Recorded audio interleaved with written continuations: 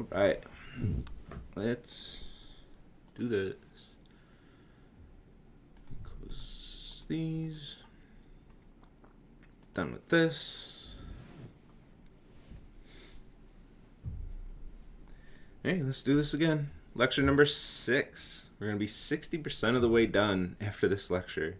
If you can believe that. I'm going to say it's every lecture. Holy crap, the summer goes fast. So we got out of the way today. I don't have to say it again.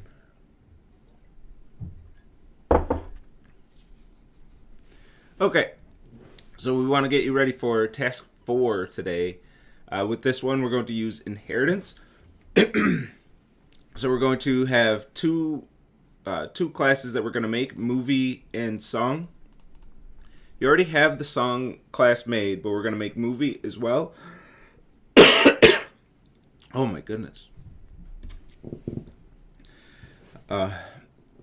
And we're going to create a third class called rateable, and we're going to have song and movie both extend rateable. So we're going to put any functionality that's common to song and movie in the rateable class, and then song and movie will extend rateable or inherit from rateable, meaning that they'll both get all of the functionality of the rateable class. And it's going to absorb some of the methods that we wrote in the song class. So some of these methods all of these methods actually, you've already written. So you're going to move them from the song class to the rateable class and then use inheritance. And then we're going to add a few more methods, namely this Bayesian average rating method. We're in Foxykins. This Bayesian average rating method is going to go in the rateable class, and then it'll automatically be in the movie and song classes. This Bayesian average is almost just average rating, except we're going to add fake ratings to the object to calculate the average rating, the Bayesian average rating. And the big thing, like, I got all this text to explain, what all this means, so I'm not going to go through it all, but the one that I want to highlight, because I always see this mistake, is don't actually add the fake ratings to your song or movie object. You pretend that there are extra fake ratings added in your calculations only, but do not add those fake ratings to the linked list. It's a surefire way to have incorrect code. And to test for that, call your method twice, your Bayesian average rating twice in the same test, and it should always return the same value. If it doesn't return the same value both times, it probably means you added the fake ratings into the object in the heap into its linked list. And then a little bit of comparator stuff. These comparators aren't meant to be difficult. This is mostly setting up for the next task, for task 5. But it does use inheritance, so it belongs in the inheritance task. Creating a song title comparator and a song Bayesian rating comparator that both extend the comparator class that was already given to you. It's in the handout code. So extend that. So use a little bit more inheritance to build these two comparators. These comparators should do not much. These should both be one line of code. I mean, you could write it in a way that's up to like 5 lines of code, but they could both be just one line of code in their compare method. And I even tell you, use compare to ignore case. It's a method in the string class that does pretty much exactly what you want. And then the Bayesian rating comparator is going to call your Bayesian average method twice. Morning, bunny boy. And then comparing to ArrayList, your testing utility method. I should have started with the testing utility method, so this is the first thing you should be doing. The testing utility method, comparing to ArrayList while ignoring case. So you have 2 ArrayList of strings that you need to compare. You need to say, do these 2 ArrayLists contain all of the same values within capitalization? So if one of them has the same strings but all capital, the other one has the same strings but all lowercase, well, they should be considered the same array list. The intent of this one is to have you go through the array list manually, because you can actually use assert equals on array list, and it'll call dot equals on each pair of values in each array list. With this one, I want you getting practice of manually going through your array list. We did this with linked lists as well, but I want to get you practice doing it with array lists, of going through 2 array lists and doing some comparison on each value at each index in the array list. And again, use compare to ignore case. I'm not asking you to do anything crazy with capitalization, like taking two characters and trying to figure out if they're the same within capitalization or anything, or cracking open like ASCII values. I'm not asking you to do any of that. Just call compare to ignore case, but I want you getting practice navigating two array lists simultaneously. That's the inside a test case as well. That's the goal here inside your test suite. And then test and code everything. Not everything. Test and code the functionality above.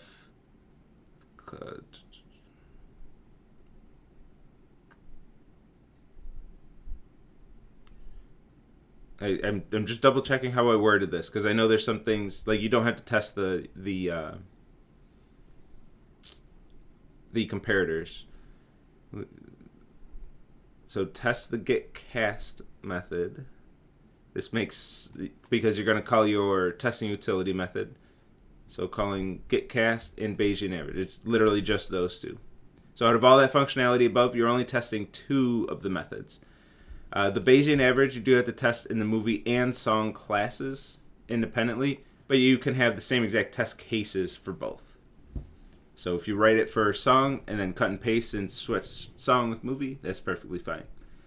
So you're not asked to test everything up here, mainly because all of this you already tested in the song class itself. You tested these in the last two tasks, and the comparators, well, they're a pain in the ass to test.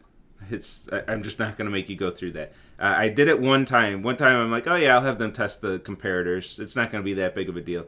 It's kind of a big deal. Testing these things is a pain. Especially the song Bayesian rating comparator. Students had a hell of a time trying to figure out test cases that actually tested this thing. So for example, if I have a Bayesian rating comparator versus a average rating comparator, you need a test case that's going to distinguish between the two. So one of the tests I said, make sure that the Bayesian rating comparator isn't just comparing average rating. And then, yeah, the volume of office hour questions and Piazza posts about that was phenomenal. And it has nothing to do with inheritance. So I'm like, let's just not have them test that, because it's just too painful for everybody. So there's only a few things that you have to test for this one. In testing, to be honest, testing Bayesian average isn't too bad. It's mathematical input-output behavior. It's a fairly straightforward one. It's not messing with anything on the heap or the testing the state of objects, like calling the getters and setters and everything. So I don't think it's too bad.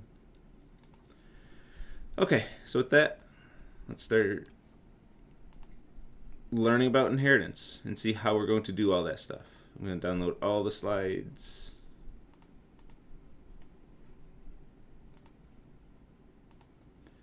Right now, so I don't have to go back. And then anything I need to point out here. Oh, I didn't look at test 3 stats. Y'all want to know stats real quick? I'm curious. I checked yesterday morning and it was looking pretty abysmal.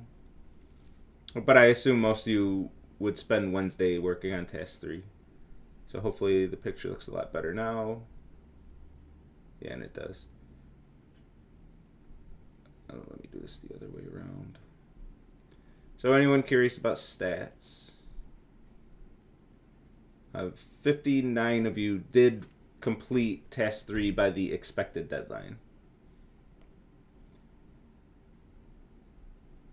And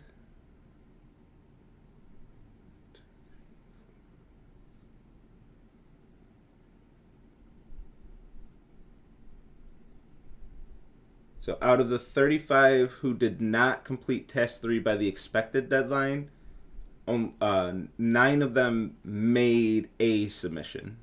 So the rest, the other 26 students didn't even make a submission at all. Like, I don't understand that. But 26 students didn't even make a submission at all. So out of the students who made a submission, most of y'all were able to get through task 3, which is pretty damn good. That removing a rating by reviewer ID, that I said it last time, but that's the first task, the first method that really gets a bit tricky.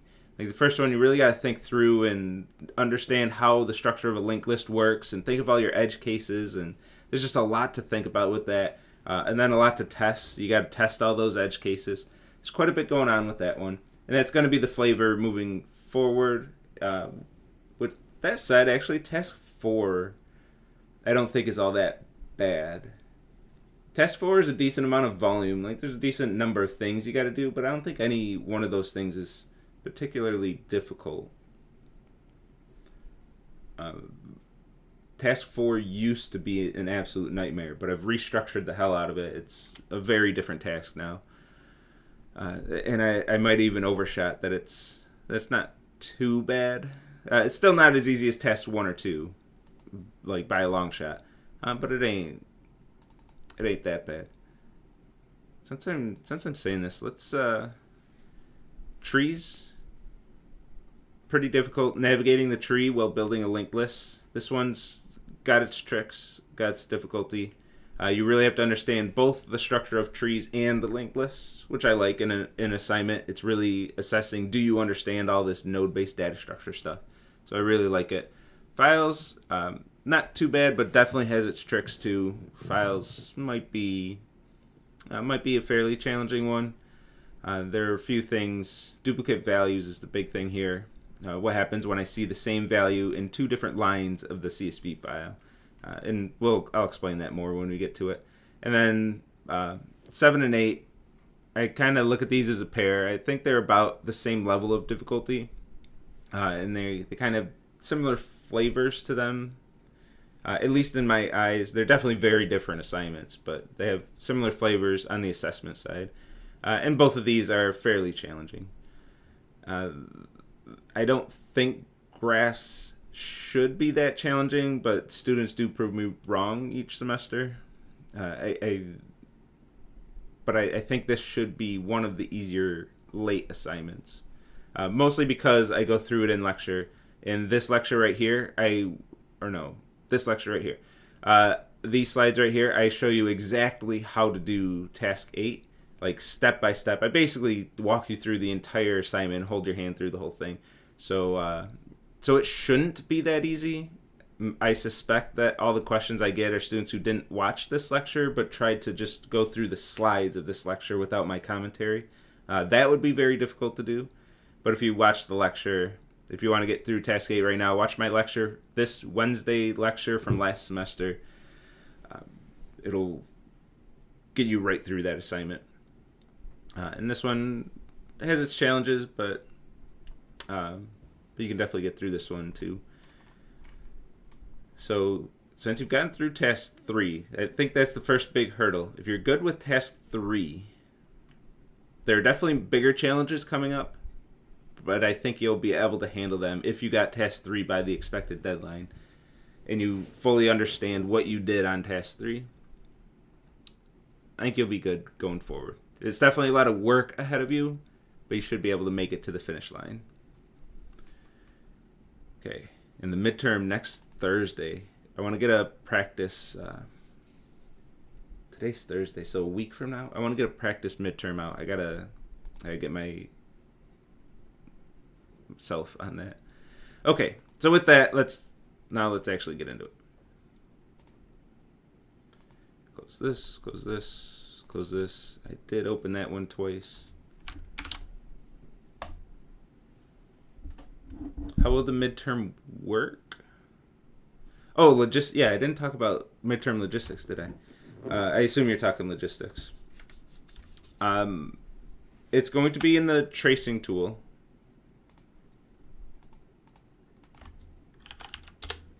So it'll be using this tool that I guess I only use this once in this lecture.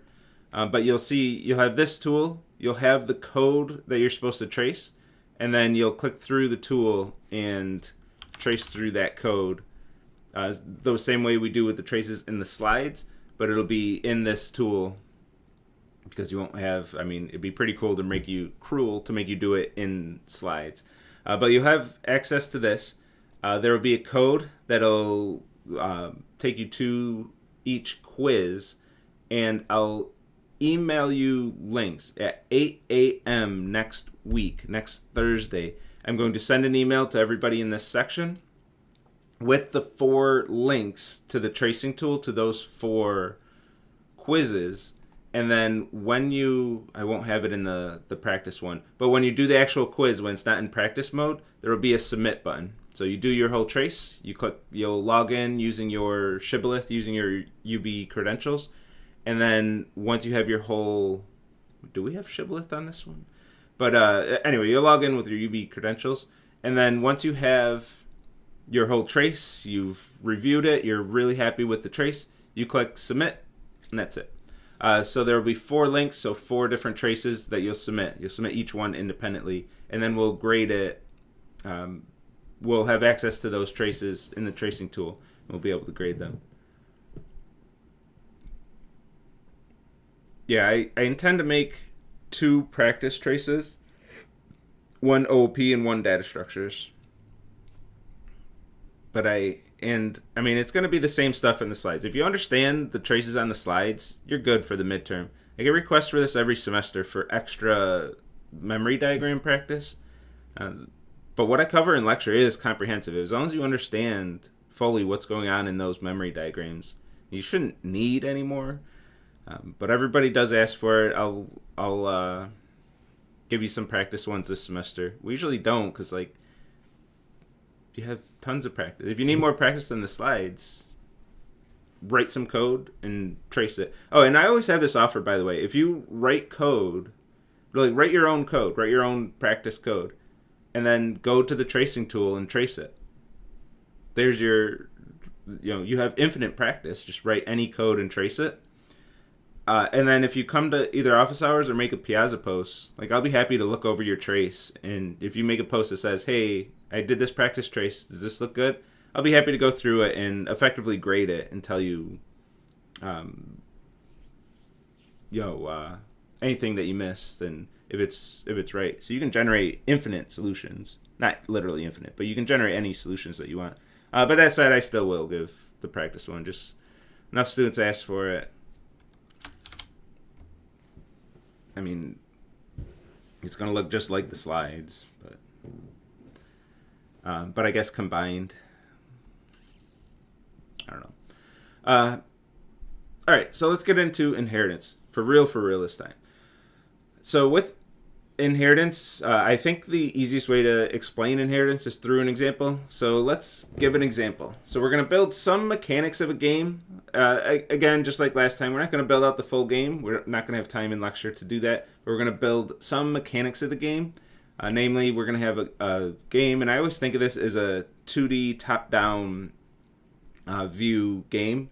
We're going to have XY locations. Those XY locations are locations on that top-down view. That's just in my head. That's what I see when I say this. So that's the idea here. And we're going to have players, health potions, and weapons that the player can use health potions and weapons in this game. So we have 2 different items in this game that players can use. And that's the extent of the mechanics that we'll build. So this would slot into a larger game if we were building the whole thing. And here's my health potion class. I'm going to simulate this in the game. And let's review how this works. So we have a health potion class. It has 3 instance variables: increase, X location, Y location, where increase is the amount of health that's going to be recovered when this health potion is used. When it is used, we're just printing to the screen to simulate what it would do. For now, it's going to just print to the screen that you heal that many points of damage. So that's how much healing the health potion did. And then a constructor to set all 3 instance variables that takes all 3 values for each instance variable and sets them. Standard constructor that sets the instance variables. That's my health potion class. Which, we already learned all that. None of that's new.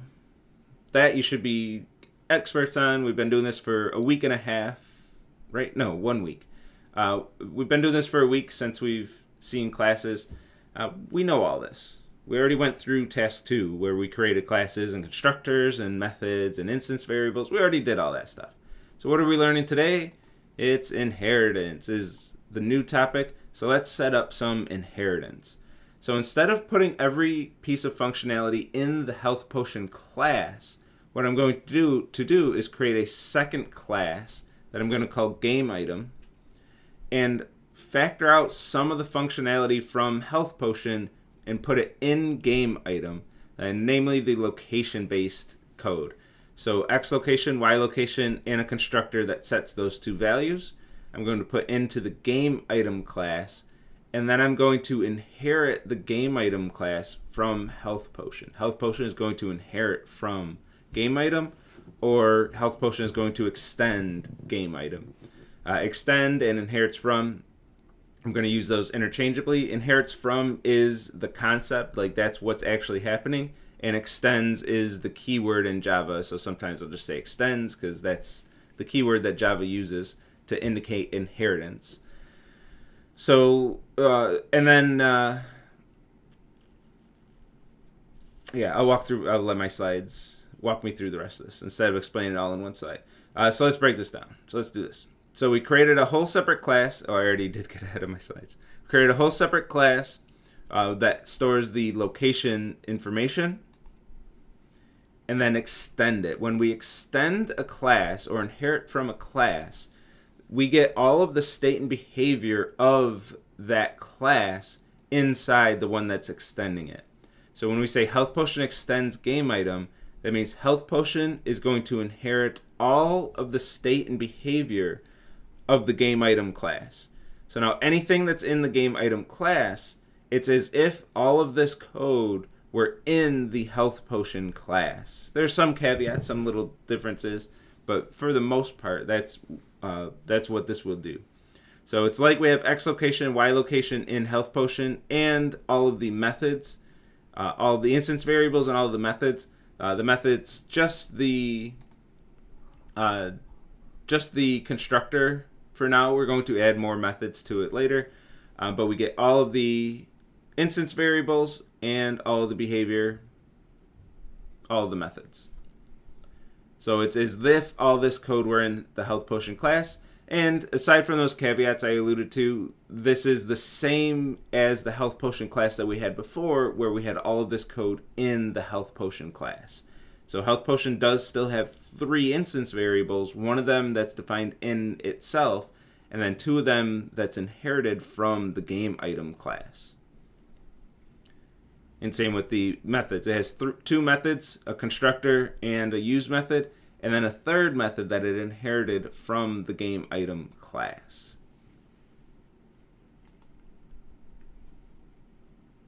And then for our terminology, I'll try to stick with one of these, but for some reason I'm pretty bad at this one, that I'll use these interchangeably. This relationship between these 2 classes, we would say health potion is the child class of game item, and game item is the parent class of health potion. Or we'll say health potion is the subclass of game item, and game item is the superclass of health potion. For some reason, I don't know why, but I usually say superclass and child class. I tend to mix these up. If you hear me mix them up, this is what I mean. This is the child class or subclass. This is the parent class or superclass. So we kind of have a mix of terminology, and this is one where, in my mind, I just can't tease them apart and use just one set of these. Sometimes I'll say subclass and parent class too. I don't know. That's something up with my brain. I gotta think through. But actually, I'm not gonna. I'm gonna keep mixing them up for the rest of my career. But and use these interchangeably. So there are 2 sets of vocab to learn in relation to parent, child, super subclasses. And then this is probably the thing I'll repeat the most. This is the biggest. It's hard to say the biggest. I'll say the biggest. The most important thing for you to remember on your memory diagrams. So I will say this 1,000 times. The most important thing to remember on your memory diagrams is that the superclass constructor must be called when you call the child class constructor. See, I did. Super and child. I don't know why those are the ones that I stick with. I like to mix them like that. Super and child are the ones that I use. So when we call the child class constructor, the first thing that must happen when we get this stack frame on the stack for this constructor call, when we're creating a new health potion, the very next thing, the very first thing after we get the parameters on the stack is the superclass constructor is going to be called. Now here we're doing that with the keyword super, and we're using super as though it were in place of game item. So we're calling the game item constructor. So we're calling this constructor right here, but we do it using the keyword super and then give it its argument list to match its parameters. So we're taking these two X location and Y location in the child constructor and then forwarding it to the superclass constructor so we can get these instance variables set. And this is one of those caveats. Notice that these instance variables are private. Private means you can only access these variables from within that class. Meaning that even in the health potion class, even though health potion does have its own copy of X location and Y location, it can't access them because they're private. So we do actually have to do this anyway, and then we're going to use getters and setters in the game item class eventually if we want to access these values.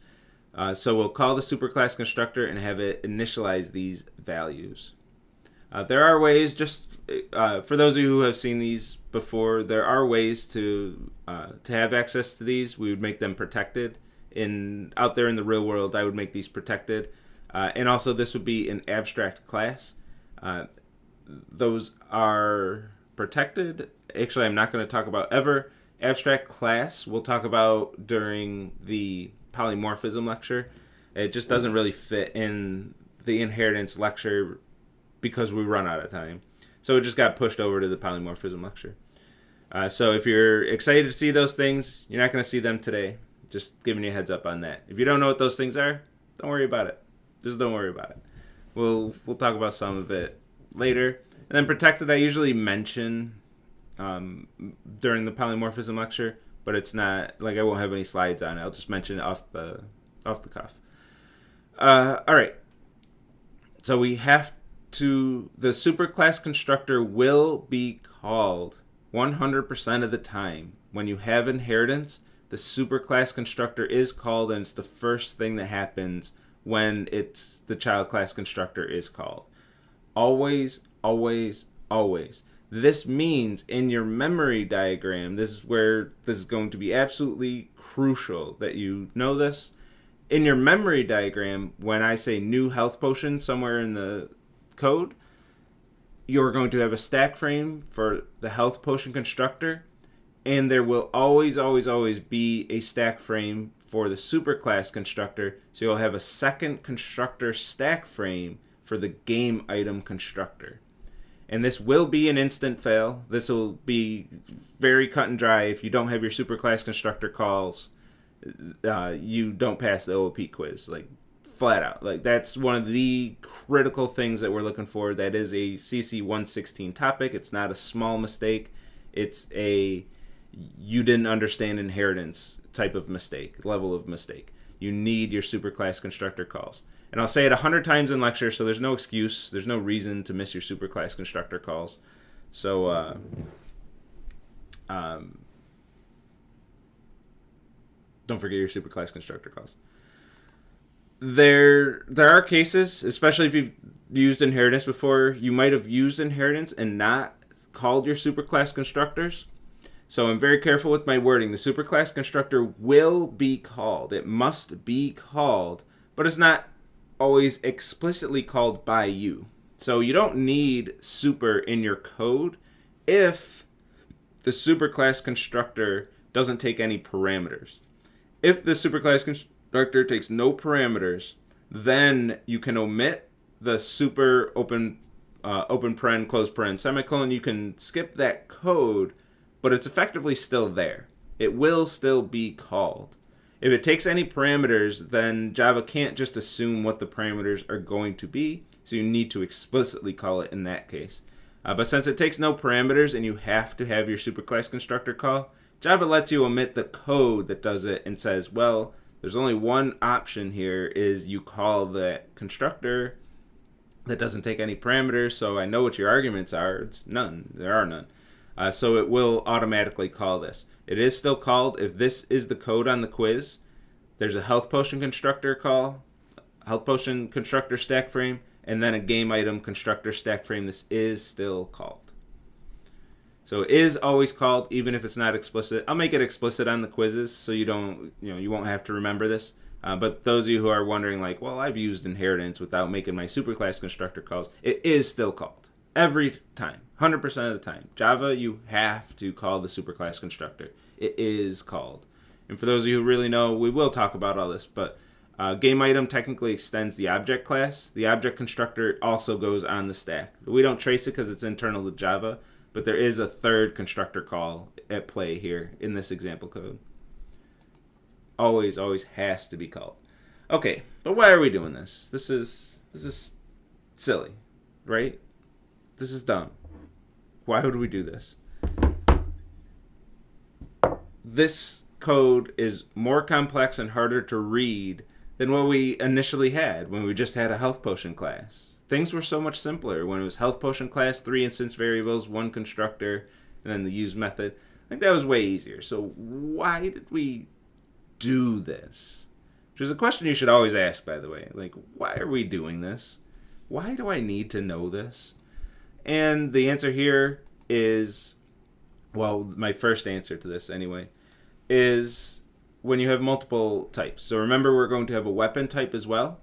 If we have weapon and health potion both extend game item, now whatever code we put in game item will automatically be inherited by both weapon and health potion.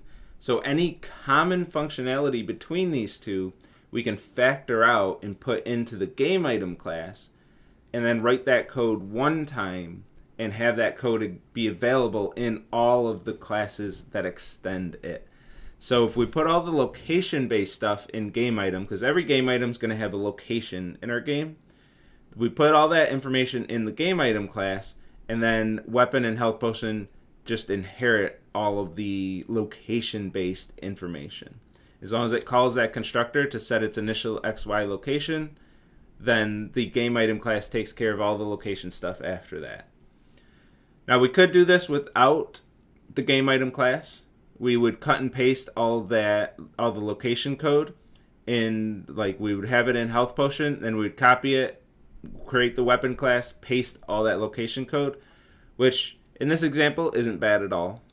Like if weapon and health potion both had X location, Y location, which is just 2 instance variables right now that we're doing nothing else with, that's not too bad.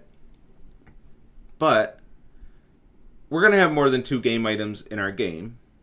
So what happens when we have hundreds of game items in our game? We're constantly creating new items, new objects that our players can interact with. We have bows and arrows and mana potions and grenades and all kinds of other stuff in our game. What happens when we have all those game items that all have this code copy and pasted, and we want to make a change to those game items? We have 100 game item classes that all have different behaviors, and we want to add a move method to all of them. Instead of just storing the location, we want to be able to actually manipulate that location. We could do it with setters, getters, and setters as well, but let's have a move method that takes a dx and dy, and we're writing this method, and then we copy it and paste and paste and paste and paste hundreds of times, or 100, I kind of dropped the S there, 100 times in 100 different classes. And then later on, we're like, well, you know what, we should add a z-axis so these objects can, have some vertical distance to them. They can move throughout the air. We can throw a grenade with a nice parabola and stuff. Okay, let's add that. Let's copy it. Let's paste it. Let's paste it. Let's paste it. Let's paste it 100 times. that's going to get tedious. It's going to get to the point where you don't even want to make any changes like that because you have to change it in so many classes. With inheritance, you change it one time. I would add my Z, Z, Z, Z, Z, and now all 100 game items have that code. So it's easy to update multiple classes at the same time if you're leveraging inheritance. And that's the whole theme of 116. What happens when our programs get big? Our programs will get big. We'll have lots of classes, lots of different behaviors in our programs, and namely 100 different types of game item in this case. And we want to be able to maintain that code easily. If we use inheritance, it's easier to maintain all that common functionality. And then in the weapon class, when I'm writing this weapon class, what I want, my goal here, is that I'm only thinking about weapon-specific behavior. So a weapon should have some damage value that it stores, and when it's used, it should apply that damage value in some way. Same with the health potion. It should know how much it heals the player, and then heal the player when it's used. I don't want to have location code here. I don't want to have anything not related to health potions specifically. Everything else goes in game item. Everything that's common to game items goes in the game item class. And then when I add a new class, I add my grenades into this game, I'm thinking, okay, how should grenades specifically behave? I'm going to inherit everything from game item. It gets everything about what a game item is. But what do grenades specifically do? And that's the mind space I want to be in. When I'm writing my code, I don't want to have to remember all this other crap and have all kinds of stuff loaded in my brain at one time. I want to just think about the new feature that I'm adding. And we can get closer to that with inheritance. And then, so this alone is a huge benefit of inheritance. But there is another, I'd argue, even bigger value of inheritance. The big payoff is polymorphism, which is another lecture. That's it's 2 weeks. It's the following Tuesday. Not next Tuesday, but the Tuesday after that. We'll learn polymorphism. In my opinion, polymorphism is the even bigger reason to use inheritance, but topic for another day. But this is big enough motivation, I think, to use inheritance when you have a lot of common classes, a lot of classes that have some similarities. Factor out all the similarities, put them in a separate class, and then inherit. Makes it very much easier to maintain your code. Okay. So let's trace this thing. We have our game item and weapon. We're not going to do health potion in this memory diagram just because it wouldn't fit on the slide. And let's trace this. The big thing that we're going to pay attention to is that superclass constructor call. And the other side of inheritance, the other thing we're assessing in the OOP quiz, which, wait, is this true? Oh yeah, shit, that's true. The next thing we're assessing on the OOP quiz is which method is called, which can be a superclass method, which, oh, we do in this example, yeah. I know we do today, I just, yeah, it's right from example 1, I cover everything. Yeah, so this is true. So as of like the end of this memory diagram, as of the end of this memory diagram, and especially at the end of this lecture, you'll have everything you need for the OOP quiz. You'll have seen absolutely everything for it, and even what's on the slide right now does at least put everything out there. So to review from the classes lecture, it's references, constructor calls, and pass by reference, assign by reference. Those are the key things that we're looking for in the that we've seen already in the quiz. And what inheritance is adding is these two things. Are you calling your superclass constructor? If you're not calling your superclass constructor, you're wrong, you fail, you have to take this on the final. Make sure you're calling your superclass constructors. And then the next thing is which method is being called when a method is called. So we're going to call use and move, and we have to figure out where to find those methods. Now, in this example, This is why I forget this example technically does this. In this example, it's trivial because there's only one move method and one use method. But just like before, we will make this more complicated where there will be duplicates of each method name, and we have to figure out which one's called. Just like the character and party example, figuring out which method is called. And spoilers, it's going to be pretty much exactly the same as before. We're going to go based on the type of the calling object, but there will be cases where, like, we call move on a weapon. I should just get to the point. Move on a weapon that doesn't have a move method. Okay, and again, the superclass constructor one's probably the most important. I'll say the most important one for you to remember, because you do actually have to remember it. It's easy to go through a memory diagram and get the right result and everything without putting your superclass constructor on the stack. But like this second point, which method is called, that one's a little harder to mess up because you're going to call the method. You have to find the method. Like, you get to a point in your memory diagram where the trace is screaming at you like, okay, you got to figure out what method is being called. Like, it's hard to just forget that. You can't really forget this second one. You can do it wrong, but you can't forget to do it. The superclass constructor, you can flat out forget to do it. So that's why I remind this one way more often than the other one. Okay, so let's get into it. Weapon, call the constructor, new weapon. That's a constructor call. We got 3 values. They get assigned parameters to arguments. We create a weapon class, and when a weapon object is created, it gets all of the instance variables from all of its classes. So the weapon class has a damage instance variable, but it also extends game items. So we have to look at the superclass and look at all of the instance variables in the superclass. So it also has X location, Y location as instance variables because it inherited those variables from game item. So we get all 3 of those instance variables in an object of type weapon. And then the superclass constructor is called. It's explicit. It'll be explicit on the quiz too. You'll see the keyword super. So it will be harder to forget because it's going to be right in your face in a line of code. Hopefully none of you do forget. I say this enough in lecture these days that anyone who watches lecture isn't going to forget this. But you get to the superclass constructor call and you go, oh yeah, that thing Jesse said 100 times. Make sure that game item constructor is on your stack trace. So we have the game item constructor call.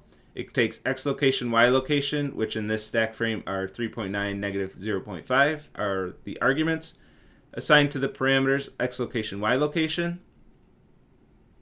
And then this constructor is going to execute and initialize those instance variables.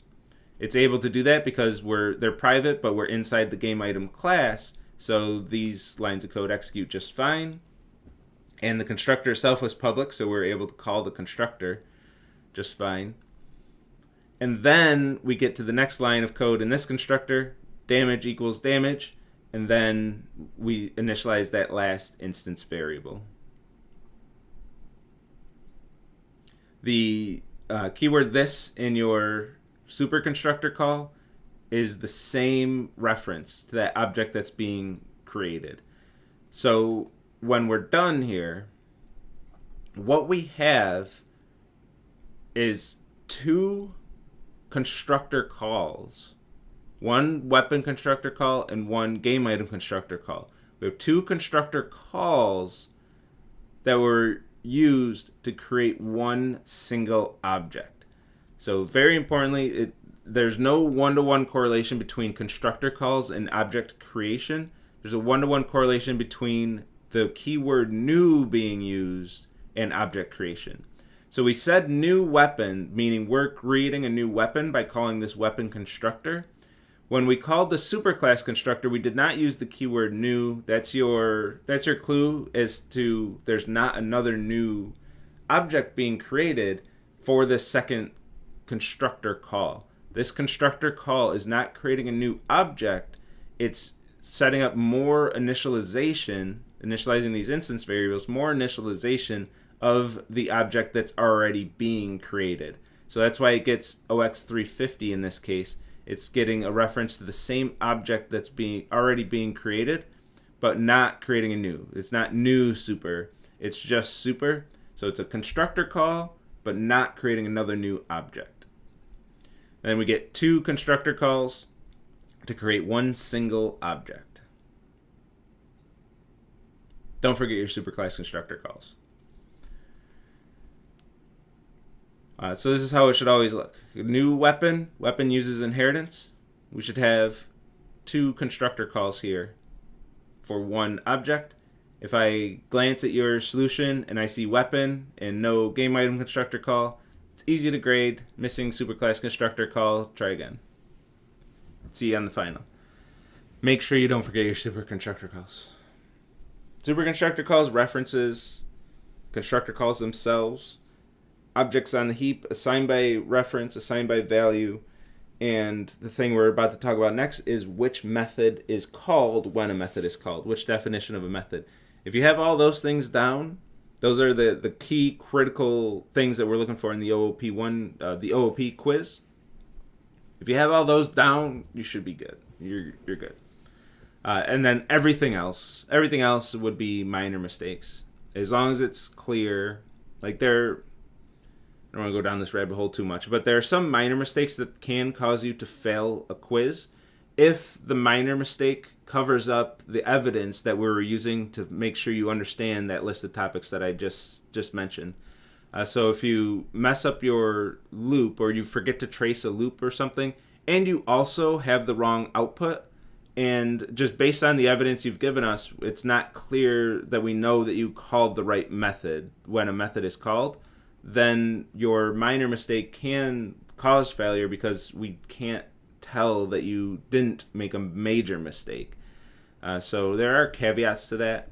But in general, as long as we have enough evidence that you understand that list of topics I just said, you can make mistakes everywhere else. Like everything else can be wrong. You can forget to cross out all your stack frames. You can not have any return arrows. You can forget your code blocks. Like you can make a lot of mistakes. I allow a lot of mistakes as long as the new 116 concepts that we're talking about, as long as you demonstrate that you've completed those learning objectives. There's no learning objectives that says, and maybe there should be, there might in the future, but there's no learning objective that says you must remember everything from 115. It's most of the time it's implicit. Like if you don't know your 115 stuff, you're gonna fail anyway. But it's not explicitly assessed. Maybe someday, but not this summer for sure. That said, if you don't know how to trace a loop, you're probably not going to be able to demonstrate that you know all the 116 stuff anyway. Okay. So now, when a method is called, which method is called? We've been doing this the same way. We've been doing this...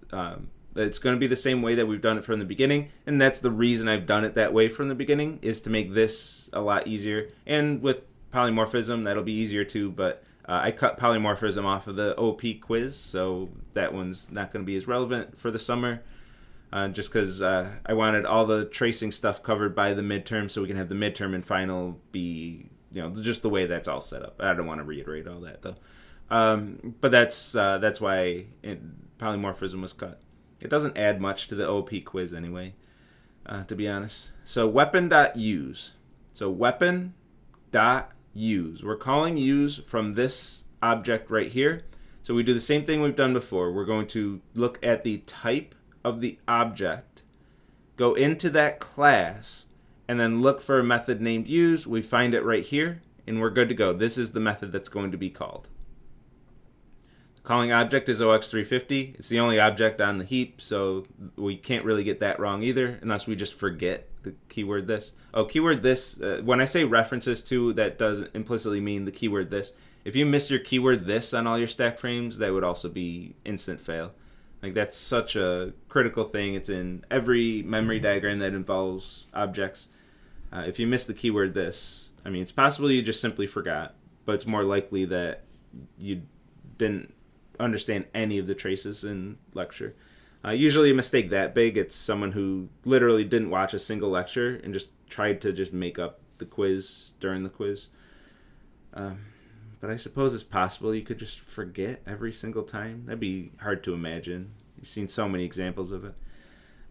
So this is the method that's called, it'd be, for someone who's watched all the lectures, it'd be hard to imagine. Possible, I guess. So we found the method being called. The calling object is OX350. Print to the screen. Cool. This dot damage. This dot damage. Cool. We've seen that a bunch of times. So we're feeling pretty good about this. Let's do the next one. Weapon.move. We have a method call weapon.move from this object. It's of type weapon. We look for a method named move that takes 2 doubles, and we don't find one. Here things get new. Here things get different. We don't find the method we're looking for, and this is the first time this has ever happened in this class, like during a trace anyway. We don't find the method we're looking for, and we go, oh crap, what do we do? And we just panic and cry and rage quit, and we're done. All right, nope. Okay, so we do have a protocol for this. When we don't find the method we're looking for, we're going to look at the parent class. We extend game item. So let's go over to the game item class and continue our search over here.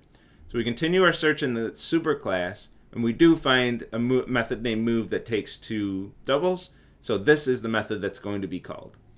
So we always start in the class matching the type of the object that called the method. And only if we don't find the method, do we continue our search in the superclass. Then we keep looking until we either find the method we're looking for, or there is no other choice. We're going to find the method we're looking for. If we don't find the method we're looking for, your code doesn't compile. It's just broken code. If you're tracing code, it's implied that the code does compile and run. I'm not going to give you broken code on a quiz. So if it's on a quiz, you're eventually going to find the method you're looking for. So we find the method right here. This is the one that's called. We update our location and end the program.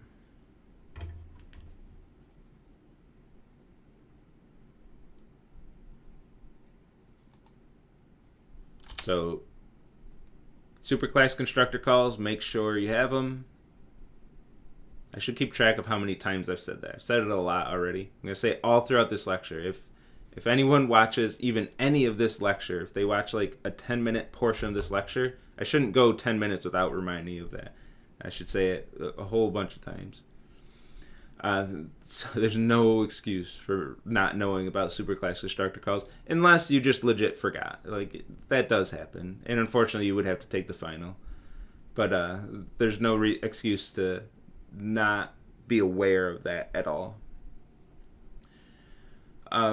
So superclass constructor calls, don't forget them. And which method is called? Start with the class matching the type of the calling object. If you don't find the method, go to the parent class and continue your search. But always start here, and that's going to be more important in the next example. The next example is really going to drive that next point home. Superclass constructors are just going to be there in the background from now on, but which method is called, it's not always going to be this easy, because even if you don't know anything about inheritance, well, use, there's only one use method in this whole code. Move, there's only one move method in this whole code. You literally can't get it wrong. Okay. Let's talk about the object class and kind of round out some things, kind of explain some things that we've already seen. The object class, every class in Java extends object. If you don't explicitly extend object, like GameItem didn't explicitly extend anything, you implicitly extend the object class. So if I type extends object here, this is the same exact code here. These two classes are identical. They have absolutely 100% identical functionality. And I believe IntelliJ will say, dude, you don't have to write extends object. Like, I'll delete that for you. You don't have to write that because it's implied. It's implied that you extend object. So everything extends object either directly or indirectly. So our health potion class extends game item, and you can, I haven't mentioned this yet, but you can only extend one class. You can't extend multiple classes. You can only extend one class, and health potion extends game item. So health potion cannot extend object. But Jesse, you just said everything extends object. It does. So health potion extends game item, and game item extends object. So indirectly, health potion still extends object through the game item class. So everything in the object class, game item inherits all of that state and behavior. And then health potion inherits all the state and behavior of the game item class, which includes all the state and behavior that it inherited from the object class.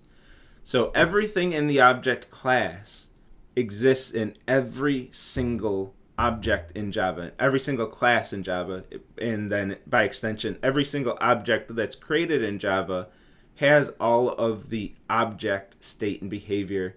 And the two that are really useful are toString and equals. We've used both of these methods so far throughout this semester, toString and equals. Those exist in every single Java object because they exist in the object class, and every class in Java extends either directly or indirectly the object class. So everything in Java has a toString and an equals, along with some other things that are not relevant in 116, but these are the two that we've seen that are relevant to our conversation in this course.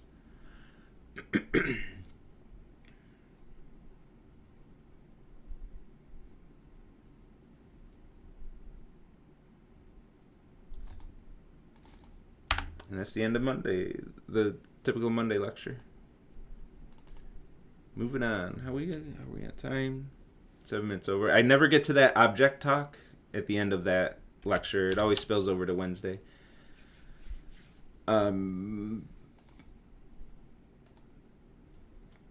Which is why I have object review in these later in these slides too, because I never get to it on Monday. I should just put it on these slides, but in the summer it don't matter. Okay.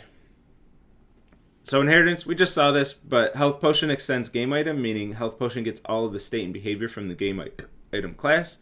And it was kind of silly because it was just a constructor that sets two instance variables. We could easily put that in health potion. We could put that in all 100 classes because we have to put it in the constructor anyway. Like instead of calling the superclass constructor, we could just set those variables. So we didn't really see the benefit of inheritance here because we didn't really save that much typing. We put super X location, Y location instead of these 4 lines. So it did cut it down a little bit, but where the benefit comes in is when we start putting methods in the game item class. We saw the move method before. I'm going to show you a use method here. We write a use method in game item. Now every class that extends game item has this use method. Instead of having the use method in health potion and weapon and all of the 98 classes, we're going to put it in the game item class and have it give some default behavior, saying that here I'm just printing to the screen that an item was used. And this is great and all, but then when I'm writing the health potion class, I say, wait, I don't want to just say that an item was used. I would like some different behavior there. But I still want this location-based stuff, and I want the move method. I want all that stuff still from the game item class. But this use method, I don't like that. I don't want that one. Whenever we have this situation where we want to extend a class, we want all the state and behavior of it, and then there's some behavior that we don't want, we're going to use overrides. We're going to say, you know what, I don't want that one method that you have. I just don't like what you gave me there. I'm going to override it. So in the health potion class, I'm going to say, you know what, I'm cool taking the default behavior for the use method. But in the weapon class, I'm going to override the use method to do some weapon specific stuff. So in the weapon class, I'm going to say the use method, whatever you gave me, whatever I inherited from game item, let's override that. That's going to replace that definition that I inherited with a new definition for the method. Now when the use method is called on a weapon object, it's going to ignore this completely. It's like this doesn't even exist because it was overridden, and it's going to use this use method.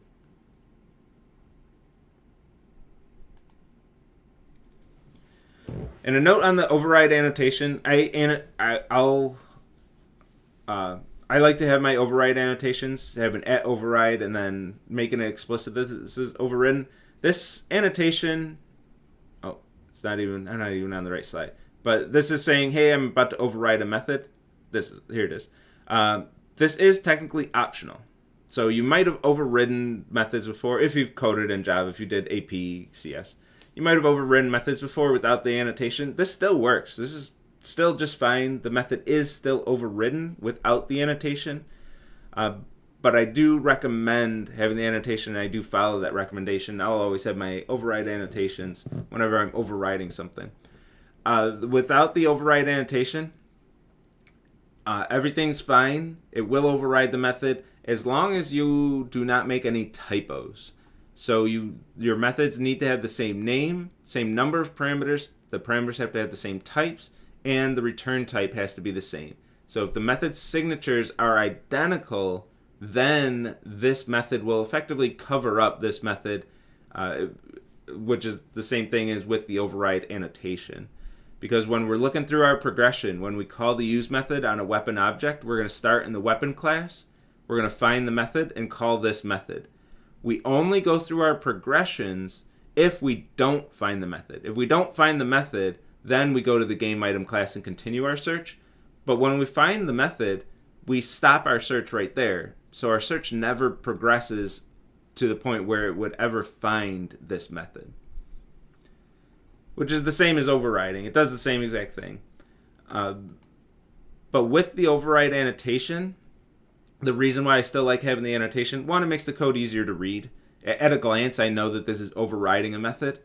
If you don't have the annotation, it's not clear that you're overriding an inherited method. So it just makes your intentions more clear. Anybody reading your code, including yourself, a year after you wrote it, that's the biggest payoff you'll get. Whenever I write crappy code and I have to read it a year later, or even like 5 years later, and I'm like, I have no idea what the hell this is doing.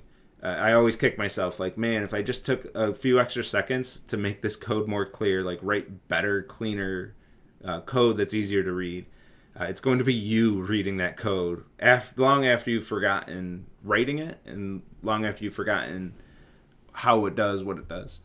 It's going to be you reading it. So if you don't care about your teammates out there in the world, you should at least care about yourself reading it in the future.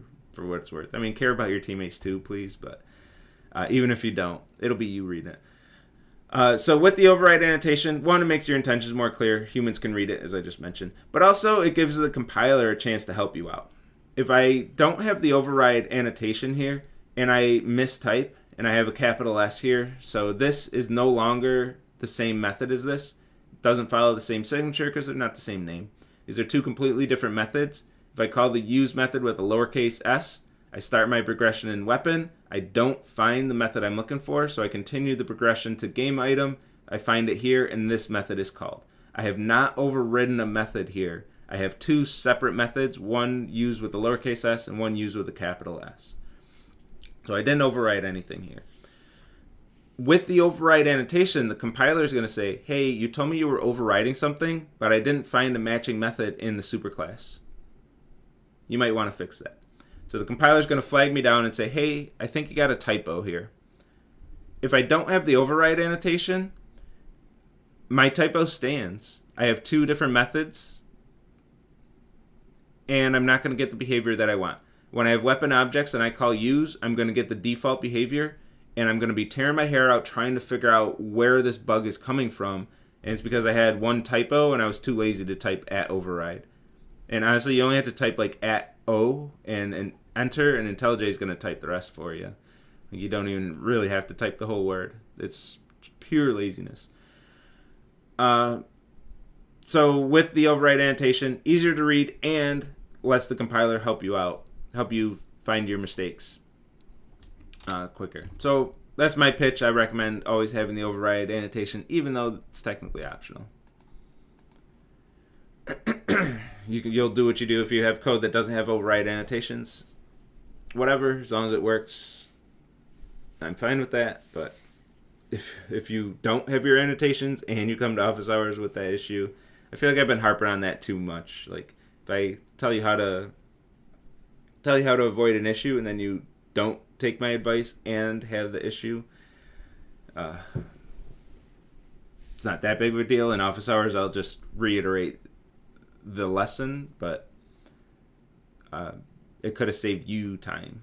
I don't like watching students waste their own time. It's painful to see when it's like, I tried to save you. I tried. No. Okay. Because I'll go a little bit down this one. Because there's always the complaint with this course. Students say this course takes way too much time. Like taking just 116 is more work than all my other courses combined. I hear stuff like that all the time. And it doesn't have to be that way. There are a lot of little things like that can save you time. And it's usually the students who try to do the bare minimum, especially students who try to just dive into the task without even watching lectures. I don't understand that mindset at all. They end up wasting a lot of their time. Now, that said, the course does just take a lot of time. There's no getting around that. But when students are going over that 12 hours per lecture, 12 hours per week in the fall and spring semesters, well, when it exceeds that, when it starts getting excessive, there's usually some things like that where it could have been avoided. They could have gotten down to the 12 hours per week or 12 hours per lecture in the summer, 24 hours a week in the summer. You shouldn't have to go over that. Even 12 hours per week, maybe that's what they're complaining about. Even that is probably more than all their other courses combined, depending on what else they're taking. You know what? Maybe that is just still a valid complaint. It's a hard course. Computer science is tough. Okay, so now let's go through this memory diagram. We have a new weapon called the weapon constructor that goes on the stack. And guess what else goes on the stack? The superclass constructor. The superclass constructor also goes on the stack. It's explicit here, so it's hard to forget. But game item constructor does go on the stack. They both have the same reference. This a reference to the one singular object that's being created across two constructor calls. And then they return a reference to that object. Same thing with health potion. New health potion calls the superclass constructor. Game item constructor goes on the stack. Don't forget your superclass constructor calls. Okay. I've said that enough times. I don't have to dwell on all the details, but that's your 27th reminder about superclass constructor calls. And then we have two use methods being called. This is what we want to focus on for this memory diagram, is which use method is called and when. Now we have two use methods. So we have to actually pay attention to which one is going to be called, which time, or is one of them called twice? Like, what's going to happen here? So we're going to go through our progressions. We call the use method through the weapon class. So weapon.use, we're calling it through this object. So we're going to get use with this is OX350. And it's called through the an object of type weapon. So we look at the weapon class, we find a use method, and this is the one that's being called. And notice we don't actually care about the annotation. If this annotation wasn't here, our progression is still exactly the same. We do the same exact thing. We look in this class for a method named use, we find it, cool. The annotation is there to help humans read the code and the compiler to check for errors. Neither of those apply at the point where we're doing the trace. So we don't actually care about the annotation at all. But we find the method, that's the one that's called, cool.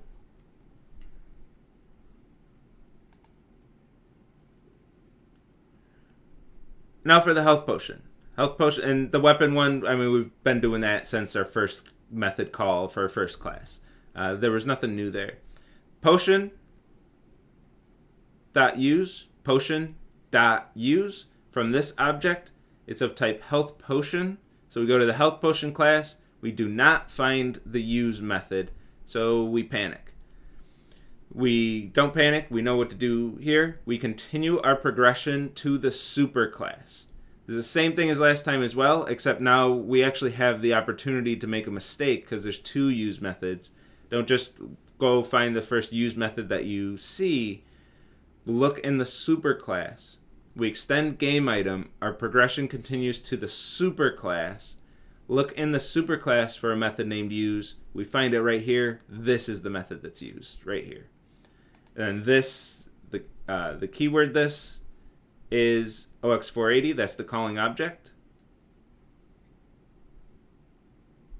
And we get that default game item behavior for the use method when called from a health potion. So the type of the object matters. Whether we're calling use through an object of type weapon or through an object of type health potion, we'll get different behavior based on the type of the calling object.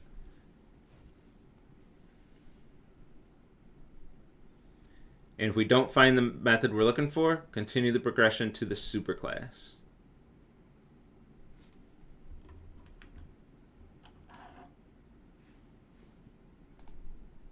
Okay, let's talk toString. So everything extends object. Here's your oh my goodness. Excuse me. Here's your promised review of object in Java. So every class in Java extends object either directly or indirectly.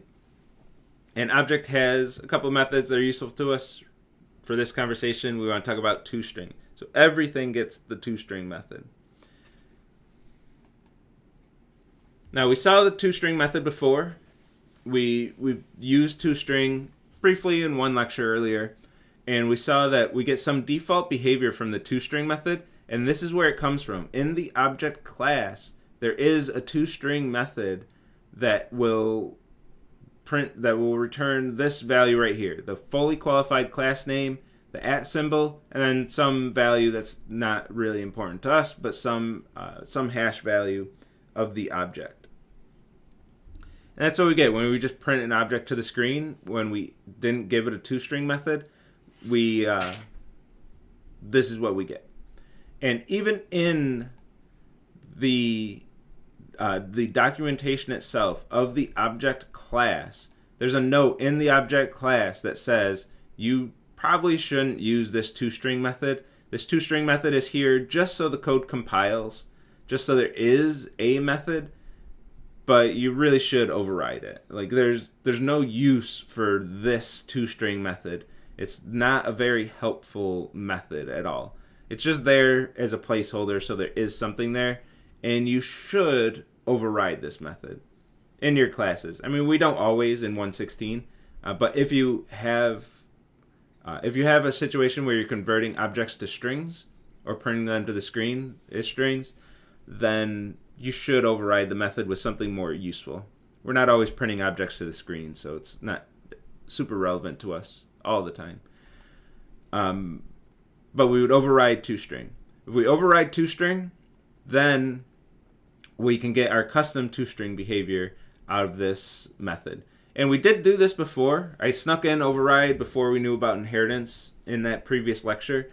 And we didn't use the override annotation, which the annotation is optional. So I just said, just be very careful, make sure it returns string and is called toString with a capital S and takes no arguments. And as long as you have the right signature, it will be a toString method. But if you have a lowercase s, for example, you didn't actually override the toString method of the object class because you created a different method with a different name, and then you won't get your toString functionality. If you put your override annotation, then the compiler will help you find your typos. Things will work out a bit easier if you make a typo. But that is always what we're doing. We're overriding the toString method that we inherited from the object class. And then in this case, I'm going to override toString in game item, and then weapon and health potion will both inherit the toString method from game item and will not inherit the toString method from the object class. And you can think of this as our progressions. If we call toString from a weapon object, we look for it here, we don't find it, we continue our progression in game item, we do find it, so this is the one that's called. If game item didn't override toString, we would continue our progression again. Game item implicitly extends object, so we would go into the object class and get that default toString behavior if neither of these classes overrode toString.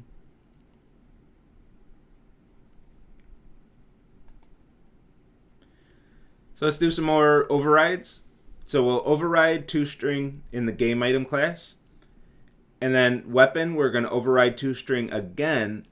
So we had the default toString from object, game item overrode it, and then weapon overrode it. And I'm going to purposely mix my notation. I'm going to do @override here and here, but not here, just to drive the point home that it does the same thing, that the override annotation is optional. This is the one time where I'm going to exercise that option.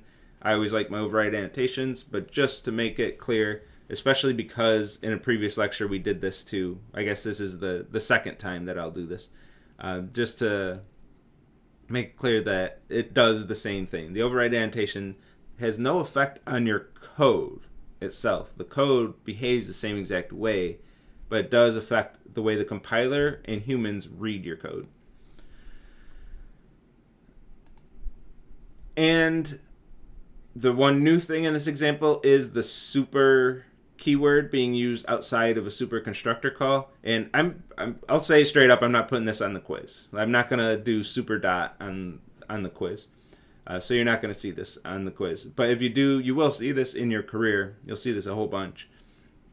Is calling a superclass method that's been overridden. This is how we can do that. So it's often the case when we write a method, that's overriding a superclass method, it's often the case that we don't want to completely replace the method, but we want to expand the method and do extra things on top of it. So in that case, what we'll do is override the method, but then we do still have access to the method that we're overriding through the keyword super. Super.toString is going to call the previous method up the progression, the previous method that we are overriding. So this is going to call this method in this case. So we get this toString method, and then we're going to add some extra functionality on top of it. In this case, just saying this method was called from a health potion effectively. When we do this, we can only go up one level of the progression. Super.toString is going to go to the next implementation of toString. If game item didn't override toString, it would be the object's toString. Since game item does override toString, from the health potion class, we no longer have any way to access the toString method from the object class because it's already been overridden, it's already covered up, it basically doesn't exist from the health potion class in this example. So a few questions that usually come up. You can only go up one level with super dot. Okay, let's see that in a memory diagram. So we'll pick up our memory diagram here, except instead of calling the use methods, we're going to call toStrings implicitly through the printline method. So when weapon is toStringed, we have weapon, which is OX350 of type weapon. We go to the weapon class, we find a toString method, and this is the one that's called. It's our regular progression that we've been doing since the classes lecture. This is the method that's called for a weapon. This is OX350. And notice we didn't look for the annotation at all. That's not part of what we do when we trace code. It's not part of what the interpreter does when it's executing your Java bytecode. It's just not something that matters. It matters during compilation and when people are reading your code, not during runtime. So it doesn't even matter that our annotation isn't there. It's not something I even mention when we're doing our traces because it doesn't matter at runtime. So we call this toString method. That's the one that's called. Easy peasy. We've been doing that since classes. Potion, a little trickier. Potion dot toString. So health potion we look in the health potion class for a toString method, and we find it right here. And then the first thing this toString method does is call super.toString. So super.toString is going to go to the super class and look for a toString method, and it'll restart the whole progression. We're calling toString from the game item class, and we do find it right away. So we find our toString method, and this is the one that's going to be called. But if we didn't find it here, we would continue our progression to the object class until we find a toString method. But we do find it in game item, so this is the one that's called. That's going to return this, printing out the X and Y locations. And then we would pick up the rest of our execution here to add the dash health potion to it. When we call super.toString, the calling object is still the same. So whatever object called this method is the same calling object as the super method. So it's still OX480 in the new call to toString.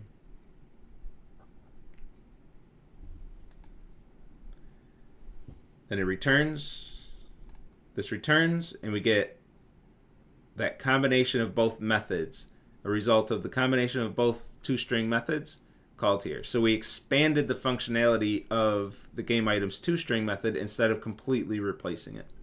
This is, like I said, a common pattern. Very often that's what you want, is expanding functionality, not replacing functionality. Especially if you have a really large method. You have like a 30-line method. You're not going to cut and paste that in your new one. You're going to call super dot method name.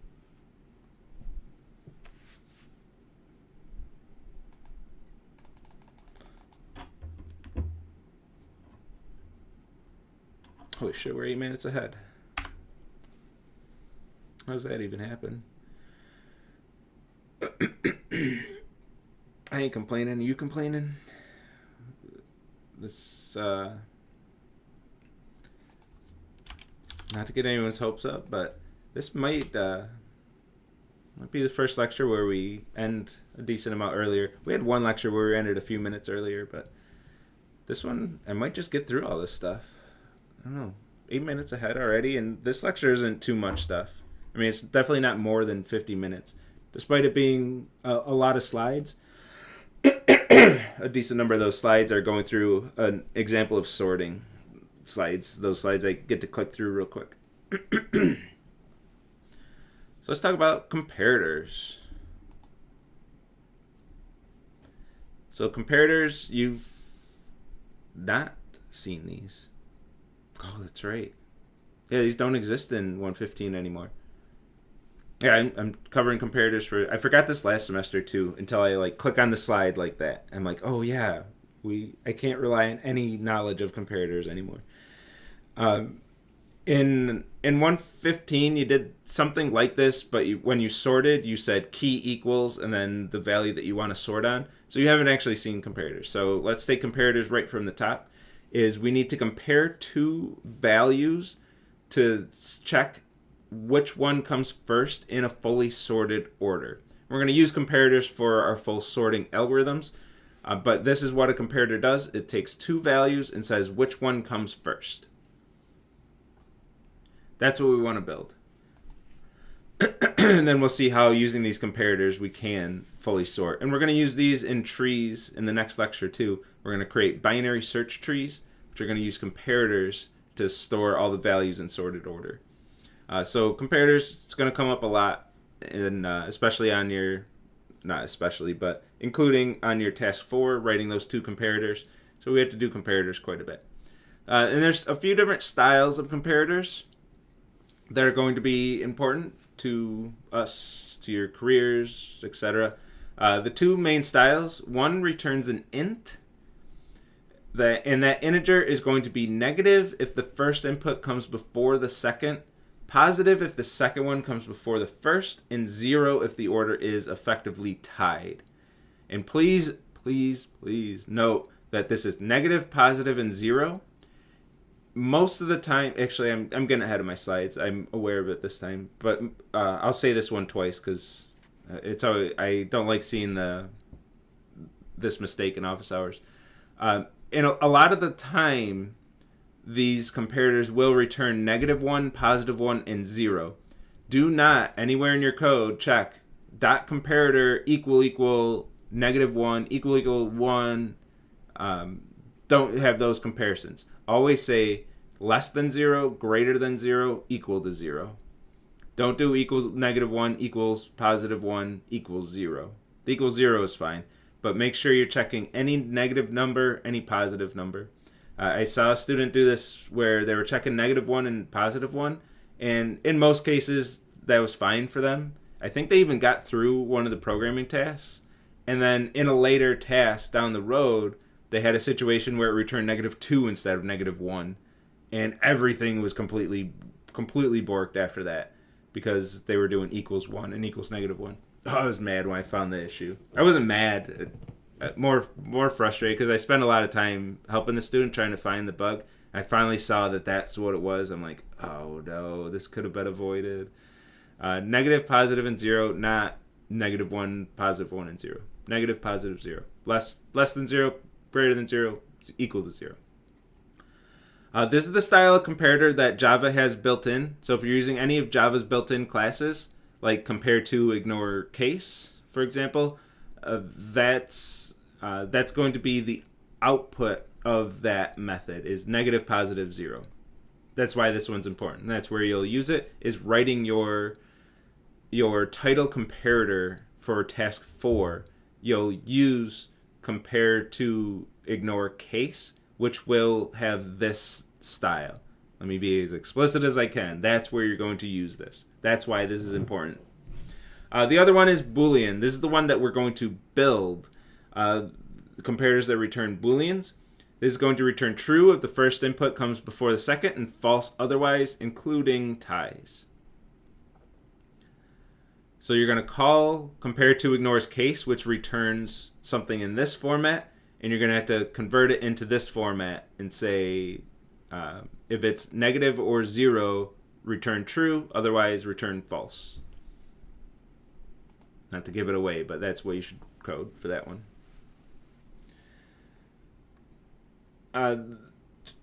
So in most cases, like when I'm doing this compare to with strings, in most cases it will use -1 and 1. I should probably get rid of this example or change this to like -100 or in 97,000, just to drive that point home a little closer.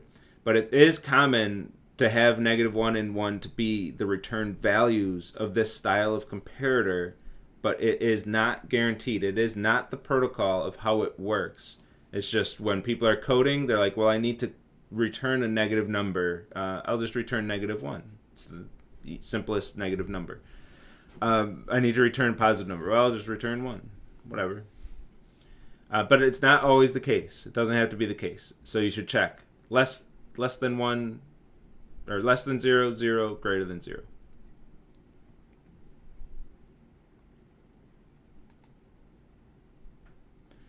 Okay, and I have all this explanation. I'm going to skip this semester because I always go through it and it doesn't really help anyone.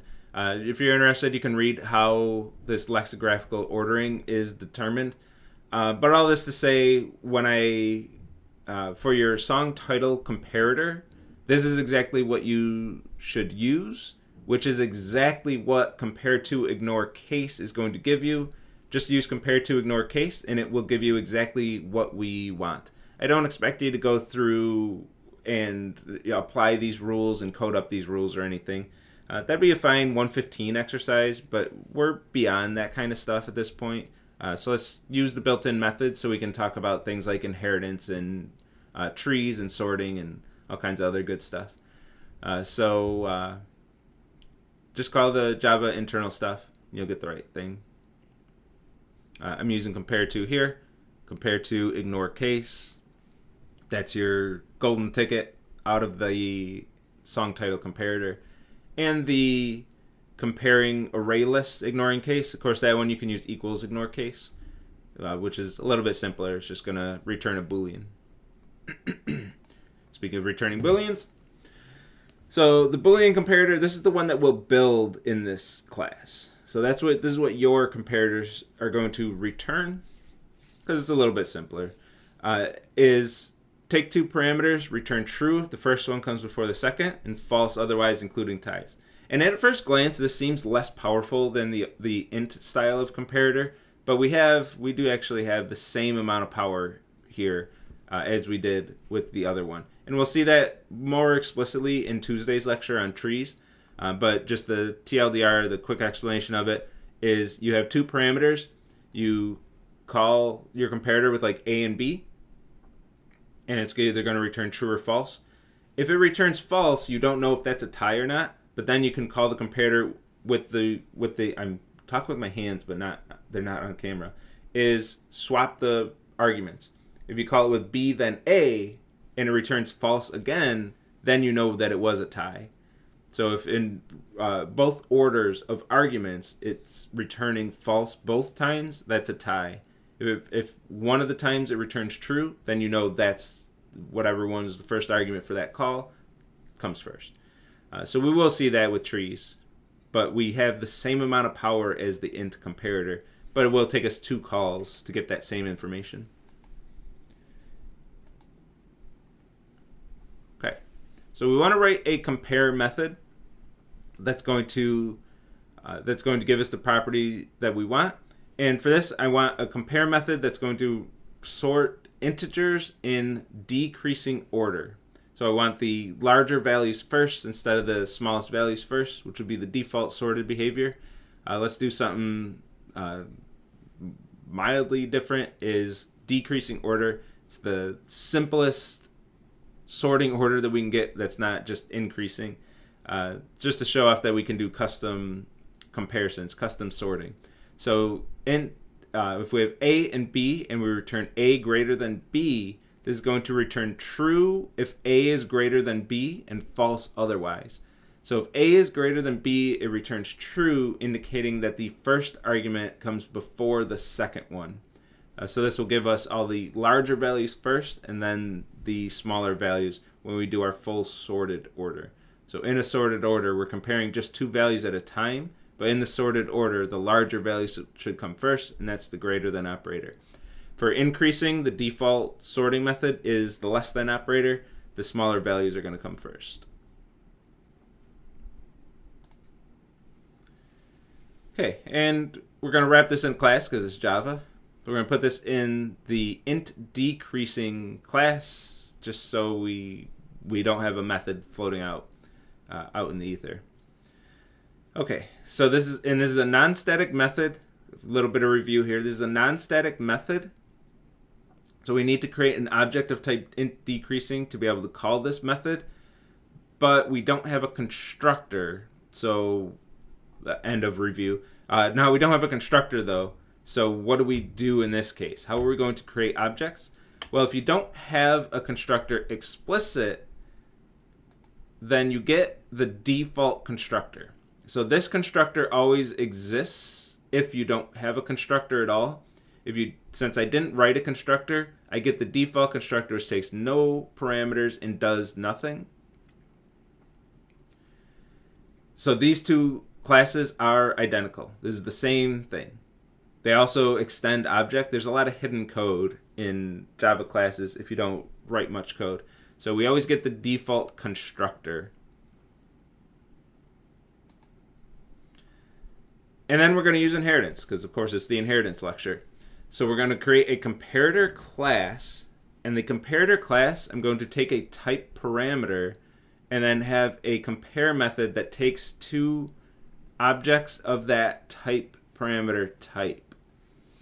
And I'm going to specify that type parameter right in the inheritance line. So I'm going to say extends comparator of integer. I'm not just extending the comparator class. I'm extending comparator and specifying the type parameter. So I'm extending comparator of integer, which means I inherit this compare method, and this compare method takes the type parameter t, which is integer in my case. So I inherited a method that compares two integers. And since integer, it's being used as a type parameter, I can't use int anymore. This is a case where I'm forced to use capital I integer. So that's one of the cases where I will use capital I integer. Otherwise, I would use int everywhere. but I have to have integer because that's the method that we inherited was of the type parameter, which is integer, which has to be a non-primitive type. So we use integer there.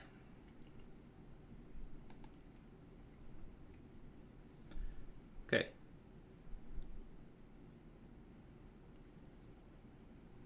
And this return false, this is just some default behavior just so the code compiles, but I'm always going to override the compare method. So in your handout code, this is the comparator that you have in the homework.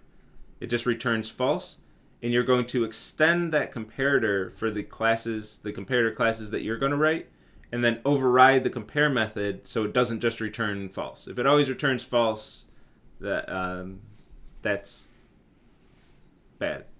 So you're not going to get the sorted order that you want.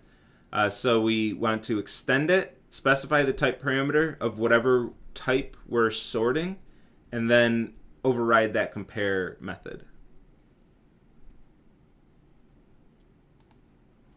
For a little foreshadow, this is where the comparator class here really should be an interface, and this should be an abstract method. That's where we're headed, but that'll be in polymorphism lecture. We'll talk about that. And we can extend the comparator with any type.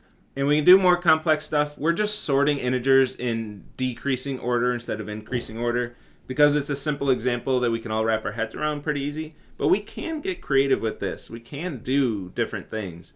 If we want to sort game items based on their distance from 0, 0, the origin of the game, well, we can do that. And since this is a class, we can add helper methods. I have this distance method, which returns the distance of the item from the origin using Euclidean distance, the square root of the sum of the squares. And then a compare method, which sorts in increasing order the distances of two items from the origin. So we can do, since these are classes, we can do whatever we want with classes, including helper methods. We could have a constructor on our class. If we want the distance from the player, for example, we can have a constructor for the distance from origin class that takes a player object and then calculates the distance of items between the item and that player, which would work even as the player's moving around, since it would be passed, the player would be passed by reference. So as the player's moving around the game, our comparator still works. We can do fancy stuff like that. We can do all kinds of cool stuff like that. The way we have this set up as a comparator class that's being overridden or extended and then overriding the compare method gives us lots and lots and lots of power. But we're going to stick with this int decreasing to just sort in decreasing order, just to show how we're going to set this up, how we're going to use this, and really why we even set up the comparator class in inheritance to begin with. Why did we even do that? Good questions. Okay, so we're going to circle back around to that, but let's revisit insertion sort, or visit for the first time if you didn't see this in your CS1 equivalent. Is insertion sort, which is going to sort values, sort our input data structure by going through each value one at a time and figuring out where it should go in our output. So a quick summary of this, if we want to sort 1, 6, 5, we're going to start with 1 and figure out where it goes in our output. Our output's empty. There's only one place it can go. It's going to go at index 0. And then with 6, we're going to figure out where this goes, and we're going to use our comparator to figure this out. This is where our comparator is going to be used, how our comparator is going to be used to do full sorting of our data structures. We're going to take 6, so let me back up one slide. We're going to take 6 and compare it to 1. So we're going to ask 6 relative to 1, which one comes first? So we're going to say, does 1 come before 6? So we're going to say comparator.compare 1 and 6, and it's going to return false because we're doing decreasing order. It's going to return false because 1 does not come strictly before 6. And then that's going to tell us that 6 is going to be inserted at index 0. So 1 doesn't come before 6. It might be a tie. We might have been inserting 1 and it would still return false, and that's fine. We would still get our sorted order. And then for 5, we're going to compare it with 6. Our comparator is going to return true. 6 comes before 5, so we know 5 goes after that first value. We're going to compare 1 and 5. Does 1 come before 5? And the comparator is going to say false, which means we found the place to insert 5 right in between 6 and 1, and that's where we're going to insert that value. So we're using our comparator to figure out where to insert these values. But we call our comparator multiple times to figure out our full sorting order. So that, what we just went through in the last few slides, our insertion sort, let's turn that into code. And this is it. Here's our sorting method, which is what we're going to trace. Okay, here's our sorting method. So let's break this down. We have all of our setup to use a comparator. So our sorting method is going to take a type parameter, which is the type that this sorter is going to sort. We're going to create a new sorter object with a new comparator, and then call this sort method. That's our goal here. So sorter takes a type parameter, and it's going to have a comparator as an instance variable, which takes a type parameter, which has to be the same type parameter. So if I have a sorter of integers, I need to give it a comparator of integers. And it's going to take that comparator as a constructor and set the instance variable, so it can compare, use this comparator to compare the values that it has to compare.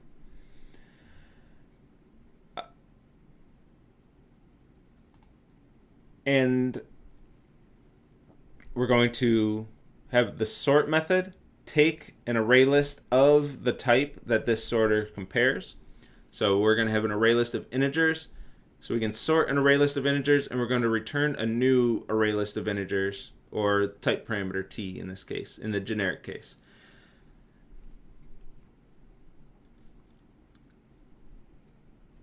Mostly a reminder, but I don't know if I said this one explicitly, is we always have to be aware that this method takes an input by reference. This is going to be a pass by reference situation. And whenever you are working with a reference, you have to be careful with that.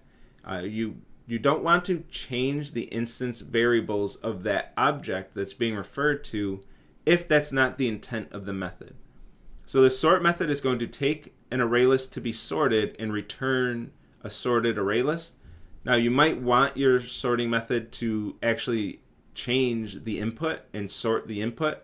That's not what we're doing here. We're going to preserve the input and return a new array list as our output, as the same values but in sorted order. Depending on what you want your method to do, you have to be very careful with the reference. Here, I'm designing my sort method to not change the input. So we have to be careful that we're not going over to this input array list over onto the heap and making any changes to it. For example, sometimes I'll see students that'll remove, like each time they handle one element of the input, they'll remove it from the input to keep track of what the next thing they have to do. The next thing they have to do is always at index 0 of the input, and then when input's empty, then they're done. Well, you just completely destroyed the input though. This list was passed by reference, and then that list is completely gone. We get back to the main method, and all my data is gone. I have output, the sorted output, but if I want to use the input again, I can't because it's empty. It's gone. So always be careful when you get a reference as an input. Don't mess with that reference. This will happen in task 4, like I said, way at the top of this lecture. When you have the Bayesian rating, the Bayesian average method, if that method adds those fake ratings to the object that it's called on through this dot add rating, if you're actually adding those ratings, and then which by the way it's tempting to, if you add the fake ratings, then you can call average rating, which you already wrote, and have that do all the work for you. Everything's already done. So there's a temptation to do that. Don't do that though, because you're changing the object on the heap. You're changing the instance variables of the object on the heap, which means that's a permanent change to that object, which isn't the change that you wanted. Like you don't, that method, the Bayesian average rating, should not change anything in memory. It shouldn't go over the heap and change your objects. It's doing some math, doing some calculations, and returning a value. Don't go over to the heap and make any changes. So same thing here. We don't want to go over to input and make any changes to input. So I'm creating a new output array list, and that's the one that's going to that I'm going to change throughout the runtime of this. And then we're going to run our algorithm itself, the one we did on the last few slides. We're going to go through all of the values of the input array, and for each one we want to find out where it goes in the output array. So I'm going to create this location integer. This is the same thing we were doing on the previous slides, but since it's code, I have to, to fill in the gaps, and every little detail has to be covered of how to accomplish that. So location, I'm going to initialize this to 0. This is going to be the index where I want to insert this the value that we're currently considering in the output array. So I'll initialize it to 0, and then go through all of the values in the output array, and then call our comparator. This is the one time I'm using the compare method. I'm going to say compare the value in the output to the value that I want to insert, and if the value in the output comes before the value that I'm inserting, then increment the location index. So what we're effectively doing is counting how many values in the output array come before the value that I want to insert. Because for each one that comes before the one I want to insert, I should move up my location by 1 to account for that value in the output. And then I'm going to add that value at that location. The add method of ArrayList is overloaded to be able to take two arguments. Here the first one is going to be the index where you want to insert, and then the value that you're inserting at that index. And then whatever was at that index and everything after will be pushed down by 1.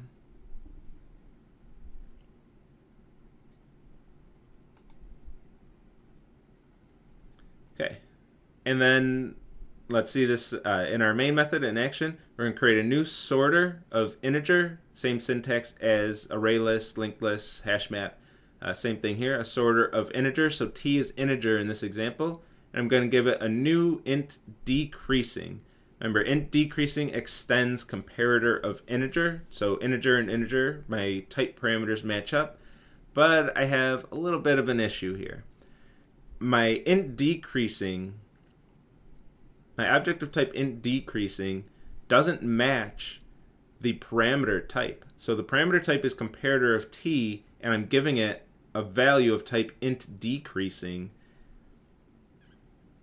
That's not going to work.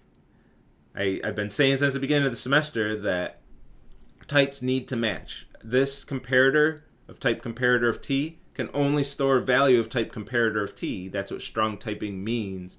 And now I'm trying to assign it an object of type int decreasing, or reference to an object of type int decreasing. What? That doesn't make sense. But actually this is allowed. This is valid code. This works. This runs. This is great. And it works for a very specific reason called polymorphism. So since the short explanation of it is since int decreasing extends comparator, it can be stored in variables of type comparator. And I'll leave it at that. We have a whole lecture about polymorphism where I'll explain it in much more depth and the implications of it and everything.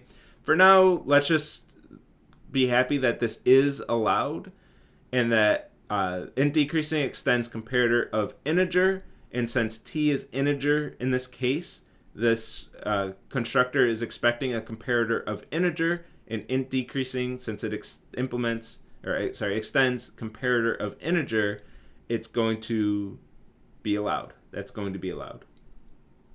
It will eventually implement comparator of integer during polymorphism lecture. Right now it extends. So we'll have a lot more to say about that in the polymorphism lecture, but for now, that's allowed. And in your task 5, you will use that. That's the only reason I bring it up here. It's the only reason we're talking about comparators too. In your task 5, you will use your comparators in a binary search tree, and you will do exactly that. You'll have a constructor that takes a comparator of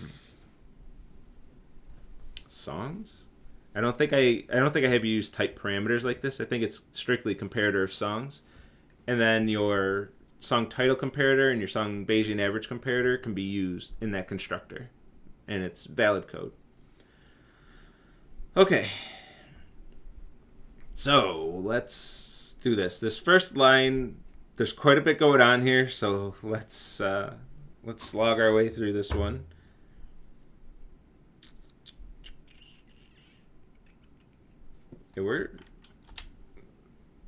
We should end fairly early today. And I'm not going to draw it out. If we end early, I'm just going to call it.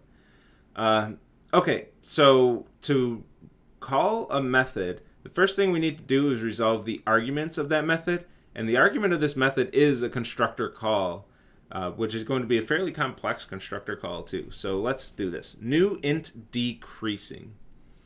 It needs to be resolved before we can call the sorter constructor. So let's just focus on new int decreasing.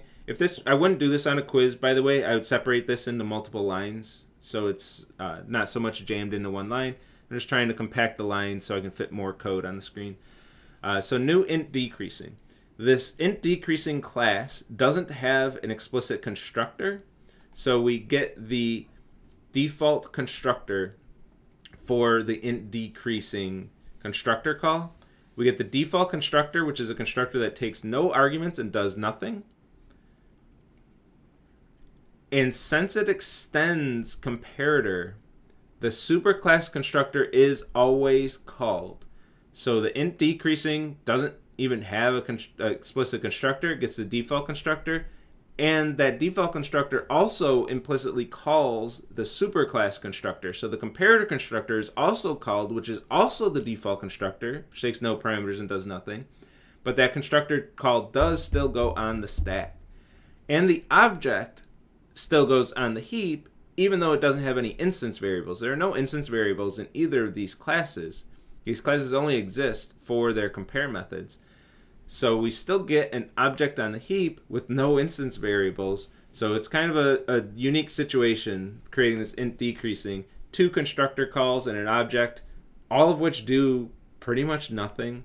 But we do get this int decreasing object on the heap, which is still important because when we call sort, we need to figure out or when we call compare, we need to figure out which method to call. And that's going to depend on the type of this object. So we still need this on the heap, mostly to make sure we know what type OX350 refers to. And this returns, don't forget your superclass constructor calls. And then this returns, no instance variables. Then this returns, it'll eventually return.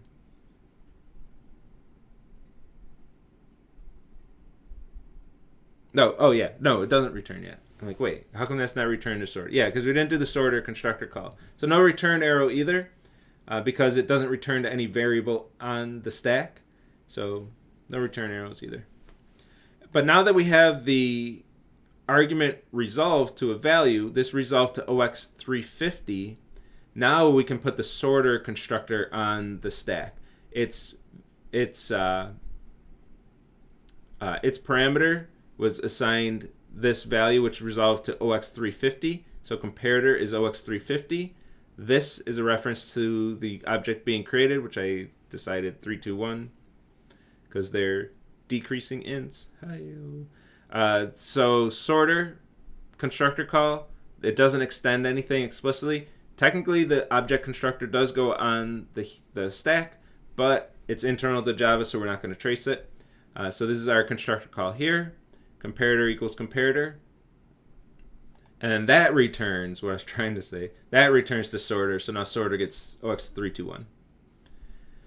The array list and the as list, these method calls, all internal to Java, so we don't trace anything. We just have to know that this line is going to result in an array list with the values 165 at indices 0, 1, and 2.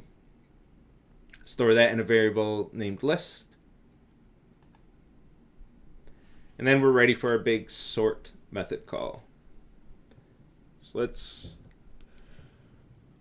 excuse me. So let's do our big sort method call. So sorter.sort of list. Sorter.sort. So we're calling sort from the sorter, an object of type sorter, which we find sort right here. Takes input. The calling object was 321. Input was list, which is 654. And we're going to create a new array list output 987. A new empty array list. Then we get into our loop. Our loop, we do need our code block, so we have our dash box for our loop. Value to insert is declared inside the code block. Location is defined inside the code block. And then we have an inner loop, which I don't think the tracing tool even supports, so this won't happen. We won't have this complex of a loop in the memory in the quizzes. But we're going to hit this next loop, and this next loop doesn't iterate at all. We're iterating over everything in output. Output doesn't have anything. Output has no values. So nothing happens. This loop doesn't execute even one single time. And then output.add location value to insert. So at location 0, we're inserting the value 1. So at index 0, we get the value 1. Then we hit the next iteration of the loop. So value to insert updates to 6. We went from 1 to 6. We're iterating over just the values of this input array, not the indices. So we get 6. Location is redeclared to 0. This is a technical note. When this happens, when this is the case, we're going to cross out the value and write the new value. Again, I'll say most likely won't put this on the quiz either, but it's possible this could come up on a quiz. We're going to cross out the value and write in the new value as though the location variable was being reassigned. But technically what is happening is we're creating a new variable, redeclaring a new variable named location. So the whole variable is gone, and then a new variable named location is created for the next iteration of the loop. But we're not going to get that technical with it. We're just going to cross out the value and pretend it was reinitialized instead of redeclared, just because it's a lot simpler that way. Otherwise, we'd be like adding extra code blocks and crossing out code blocks. I don't know. We brainstormed some solutions to this to make it more technically correct, but every solution that we had made the memory diagrams way more complex. So we're just going to cross out the value and write the new value. And then we do enter the loop this time. So we have this loop. So we're iterating over the output array, which just has one value. Value to compare gets the value 1. We invoke our comparator. So this dot comparator.compare. So this dot comparator.compare, we call compare from this object here, which is of type int decreasing. So we look for the compare method here. We never make it to the superclass constructor, so this method is never called, which is good because it just returns false. We find the method in int decreasing. This is the one that's called. And the calling object was OX350. So this is OX350. This is the method being called. And value to compare, value to insert. Value to compare, value to insert. And we return A greater than B. A greater than B is false. So since that returned false, we don't execute the code block, so we do not increment location. Location is still 0. We hit the end of this loop, so we cross it out, cross out this code block, and then we're going to add location at index 0, the value 6. So at index 0, we add the value 6, and then everything at and after 0 is going to get pushed down. So the value 1 gets pushed down the array by 1 value.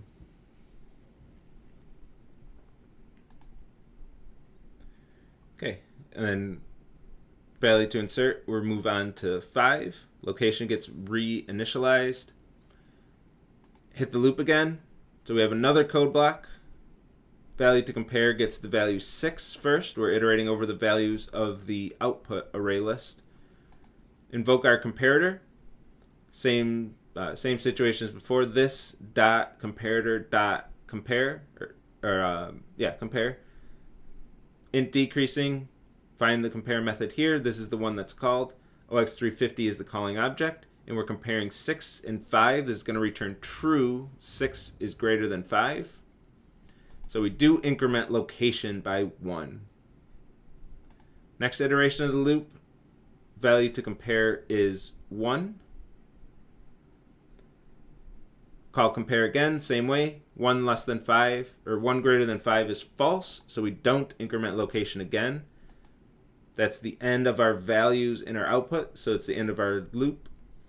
And then output.add at index 1, the value 5. So at the index 1, we add the value 5. Everything at or after that index gets pushed down, which is just the value 1 again. And we have our final output 6, 5, 1, our values in sorted order based on decreasing value. At the end of our for loop, cross out that code block. We at the end of our method, cross out the stack frame. We return output. Output is OX987. So that's what's returned to output here, which is the first time we're seeing this for what it's worth.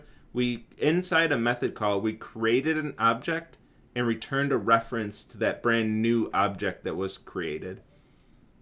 Now, I guess that kind of happens with constructors, but it's a little different.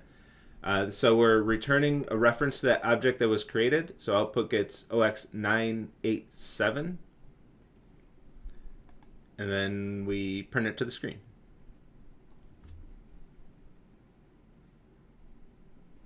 That's the end of our program. And the end of our lecture. That's way early. How are these lectures, how are these going so fast? Of course, we got almost no questions. Do y'all have any questions? This is inheritance. That's your inheritance lecture. Does anybody have questions? I feel like I missed something. We can't just waste 28 minutes. What did I miss though? I don't think I actually missed anything. But do I usually like go into IntelliJ in this lecture? No, I don't think so. Does anybody have questions or something they want to see? I mean, if y'all have questions, I'll stay here till 10:30. Answering things. You want to see IntelliJ examples? I'll do whatever, but only on demand. I'm not just going to make stuff up and ramble for 27 minutes just for the sake of filling up lecture. But if there are questions, I'll be more than happy to show things. Can we use the time to do another memory diagram? Sure. Of what? What do you want to see a memory diagram of?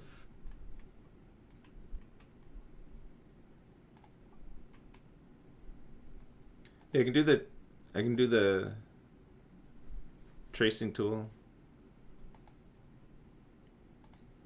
But if you have demands, you gotta be a little more specific. What? I don't know why I'm in. Oh, I need to be in IntelliJ, don't I? Let's do. I need to get some code to trace.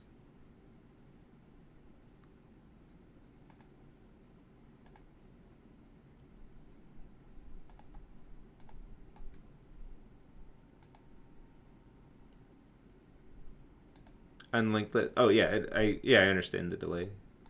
A linked list one.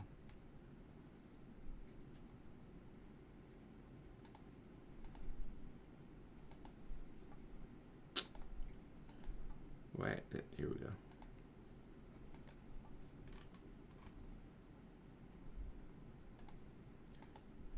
Sure, we can. Trace min of linked list of doubles.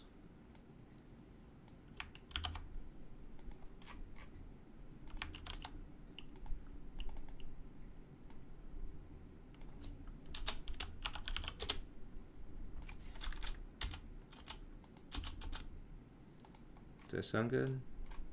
Gives us recursion.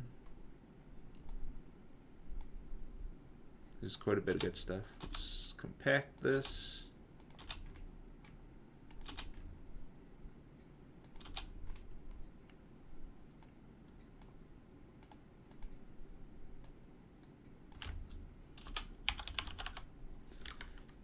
Turn this into a main method.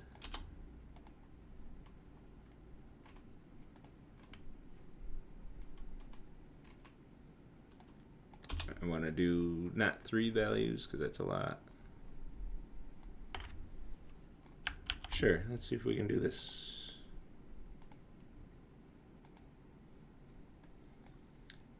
And I've only used the tracing tool once in this lecture, so it'll be good to see the tracing tool again. All right, yeah, let's do this. Okay, and I'll go through this fairly quickly because we're going from extra time to I don't know if I'll have enough time to trace this whole thing. So let's do this. So new linked list of doubles. We're going to have the constructor call, new stack frame. So technically it's the end of lecture because we're shifting away from inheritance now. So if you were here for the new content, I mean, that's everything I have for inheritance. I'll keep an eye on chat in case there are questions about it, but I don't have anything else to say about inheritance. And we'll do some practice with memory diagrams on linked lists. So linked list of doubles. This is going to create a new, let me adjust some things here. Is going to create a new linked list of doubles. The parent is going to be the stack frame that is creating that one. I don't think I had any examples of that yet in this lecture, so this is good to talk about too. The parent is going to be the stack frame for the constructor that's creating that object. And all that does is color code things. If you don't have that, I'm not going to sweat it. Like, I'm not going to worry about it. But that is going to make things just a little easier to view, debatably anyway. But that's what the parent thing is. The linked list of doubles constructor does nothing. And it has one instance variable, numbers, which is going to be null. Make sure your empty linked lists are assigned to null directly. Do not create a new node with the value of null. That's not how we do it. It's always assigned to null directly. And linked list of doubles had no parameters in the constructor call, but we always still have this. This is OX02, and this returns to this variable. This is done. This is OX02. And number is just one instance variable. So that's our constructor call. We're going to call add double. So the numbers dot add double from this object. It's of type linked list of double. So we look in the linked list of double class for an add double method. Find it here. This is the method that we're going to call. So we're going to create a stack frame for add double. This, the calling object, was OX02. The double that we're adding, which is called D. D is 5.6. It returns void, so I don't have to worry about a return arrow. And let's call this method. This, yeah, I got everything. Didn't miss anything. Yeah. So add double. If this dot numbers equals null, which is true, this dot numbers is null. So this is true, so we're going to execute this line of code right here. So so this dot numbers equals new linked list node of D of null. So I don't have the linked list node code here, but I know what the linked list node class is. If this was a quiz, the linked list node class would have to also be in the provided code. So I just have to do this from memory. Linked list node.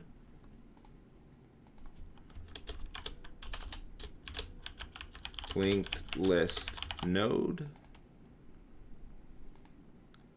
Parent is linked list node. And this is going to have value and next. This is OXO3. Value is D in this stack frame, which is 5.6. 5.6. And next is null. Next is null, and then the constructor is going to assign those values to the instance variables 5.6 and null. This stack frame ends, which it goes. I don't think we can do this yet. It does return to here, but we don't have an option to have our return arrow head over to the heap. So that's fine. We're just going to cross this out. We have our value that returns OXO3 two numbers. So it does still return to here. Oops. So it still does return to here, cross out null, and write in our OXO3 is what numbers is now. So numbers is now a reference to this first stack, this first node in the linked list.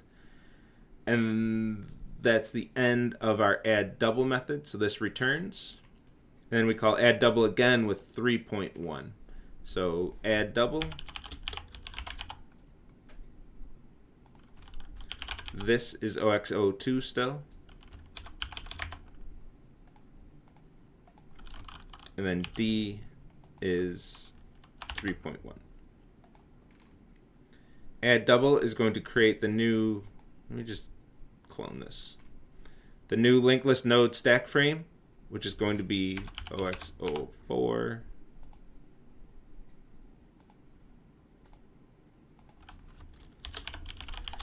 Linked list node.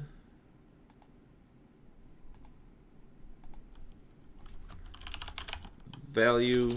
I'm going to take a few shortcuts here just so I'm not bouncing all over the place.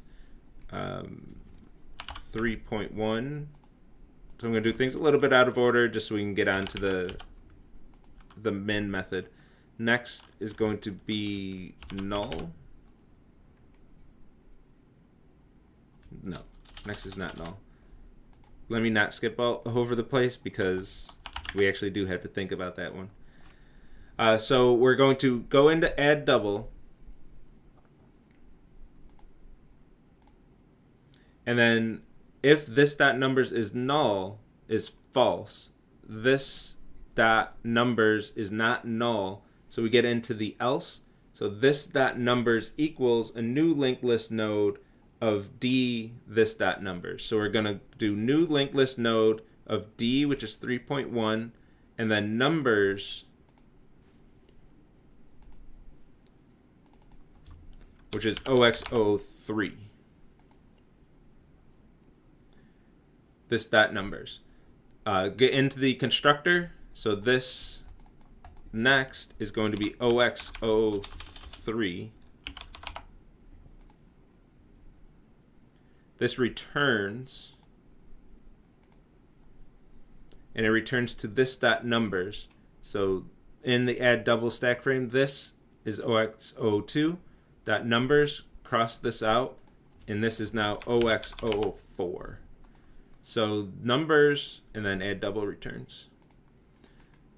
So in the end, we have numbers, which is a linked list of doubles. It's OXO2. And it has an instance variable named numbers, which has a reference OXO4, which has a value of 3.1 and a next of OXO3, which has a value of 5.6 and a next of null. So numbers is effectively a linked list with the values 3.1 and 5.6. and we effectively prepended the value. So 3.1 was prepended to the beginning of the list when we added it. Okay, and then min. Create stack frame min. Here's our big one. Tracing through this recursion. Numbers.min. So numbers.min. It was called through this object. So this is OXO02. Linked list of doubles was the calling type. So this is our method right here from that class. So min takes no parameters. This OXO2. Let's go through it. If this dot numbers equals null, this dot, there's the last scrolling here, numbers is not equal to null. So that's false. So we're skipping that and going right to min helper. So we're going to make our first recursive call to min helper. Was called through, oh no, there's no this. Oh, I get sad when I miss that. It should be this dot min helper. I blame Paul.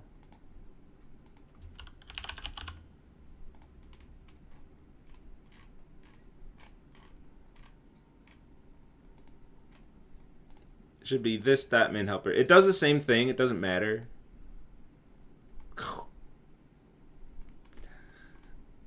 Well, that's incriminating. It's got my name all over it.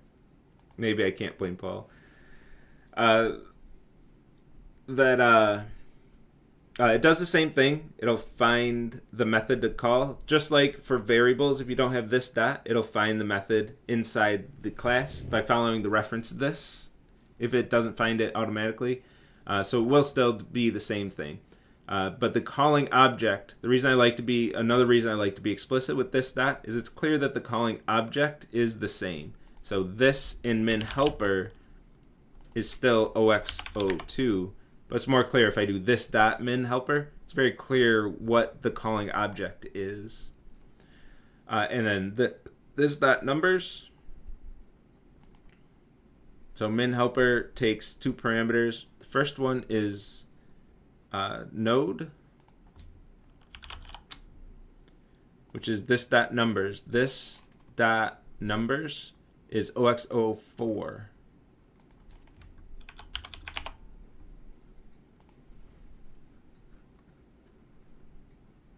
And then min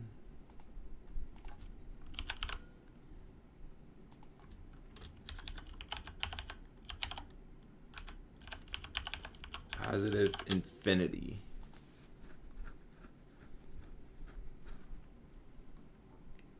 Okay, now we're in the min helper method, and we're currently visiting node OXO4, and this parameter is what's keeping track of which node we're currently considering.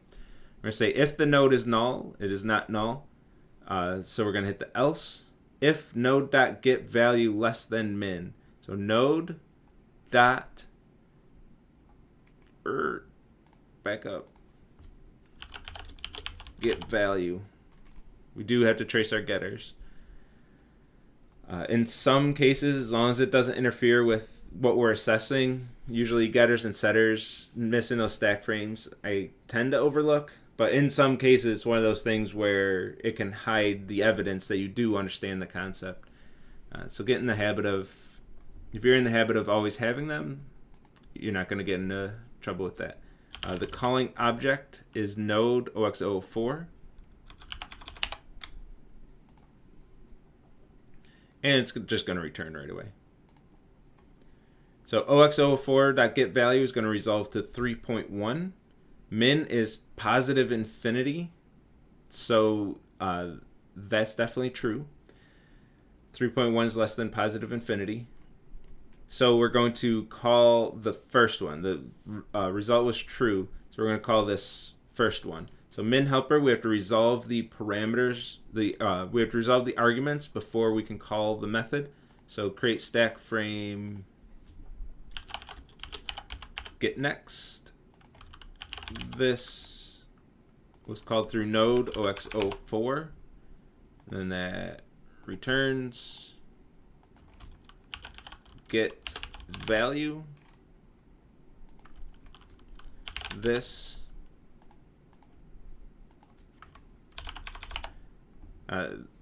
This example, by the way, it wasn't designed with the intent of doing a trace, so that's why I have these extra getter calls. It's kind of annoying, but not too bad.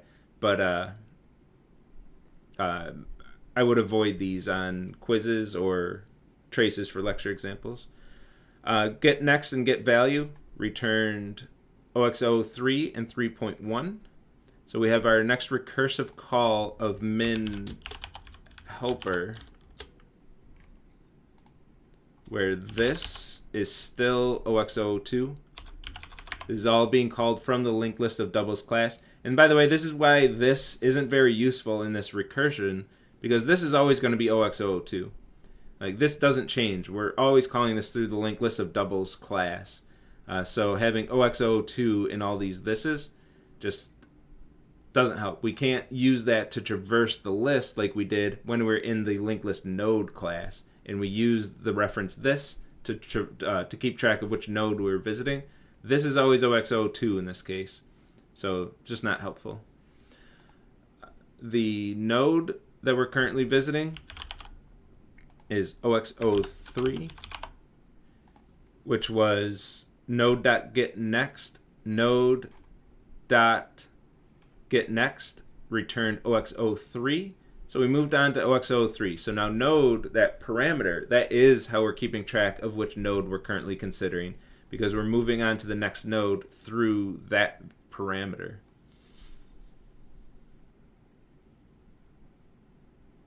Yeah, oh, I think we got delayed there, but yeah, it's OXO3. And then min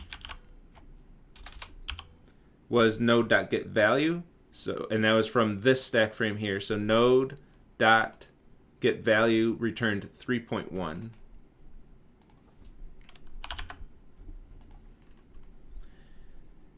Okay, so now that's a recursive call. We're back at the top. We just got the parameters assigned to the arguments. We're going to check if node equals null. Node equals, oops, I don't even have to go anywhere. If node equals null, node is not null. It's OXO3.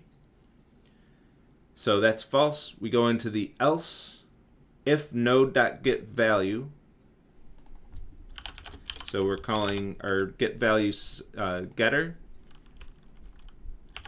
And this is where your getters and setters, getters and setters themselves I'm not concerned about, but it might hide that you know what's going on. And the one that would hide is references. Seeing your getter with this and then the node that it's being called on, that can give me evidence that you are following references properly. So if you don't have your getters and setters, I might not have enough evidence to know that you kept track of your references the way I expected. So that's one case where forgetting your getters could end up being a critical error. It's a minor error, but it could remove my evidence that you understand references. So if you just have all your getters and setters, just don't forget things, then I say it so dismissive. It's hard to just remember everything all the time,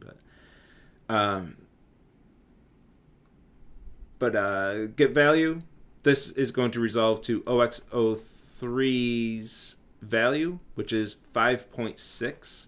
So if 5.6 is less than min, which is 3.1, that's false. So we're going to hit the else statement here. Return min helper of node.getNext. So we have another getter, getNext, where this is OXO3. And especially, just to cap off that last conversation, especially like if you don't do your getters and you have the wrong final output, like this is only going to print one number to the screen. If you have the wrong number printed to the screen and you don't have your getters, like you're making it really hard for me to know if you actually did it right or if you don't know anything about the critical topics that are being assessed. So that can cause some issues. So get next, cross out. OXO3's next, that's going to resolve to null. So we're going to have another call to min helper.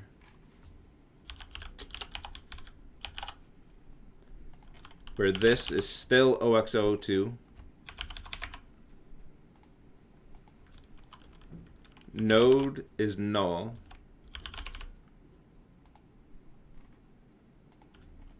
And min is still what min was in the previous stack frame, which is 3.1. Because that 5.6 didn't beat the old min, so the new min is still the old min. And now in this stack frame, min helper, if node equals null, that's true this time, we're going to return min. So we return 3.1, cross this out, to this stack frame. When we pop a stack frame off the stack, remember the crossed out stack frames actually don't exist anymore. So this stack of stack frames is this min helper, this min helper, this min helper, this min, and then the main stack frame. That's our current stack. So whenever we pop a frame off the stack, we go to the previous stack frame that's not crossed out. This is now the top of the stack again, this min helper call. And we do have to remember a little bit where this min helper call was. This min helper call was right here, waiting for this line to resolve. This resolved to 3.1, and all this frame is going to do is return 3.1. So this one forwards that to the next stack frame, returns 3.1 up to this stack frame. This stack frame was waiting right here for this to resolve. This resolved to 3.1, and it's just going to return it. This is just going to return 3.1. So return 3.1. This is the active stack frame again. This is the top of the stack, and it's going to do the same thing. This resolved to 3.1, so it's going to return 3.1. All the way back up to the main stack frame. This stack frame was waiting for this to resolve. This resolved to 3.1, and it's going to print that to the screen.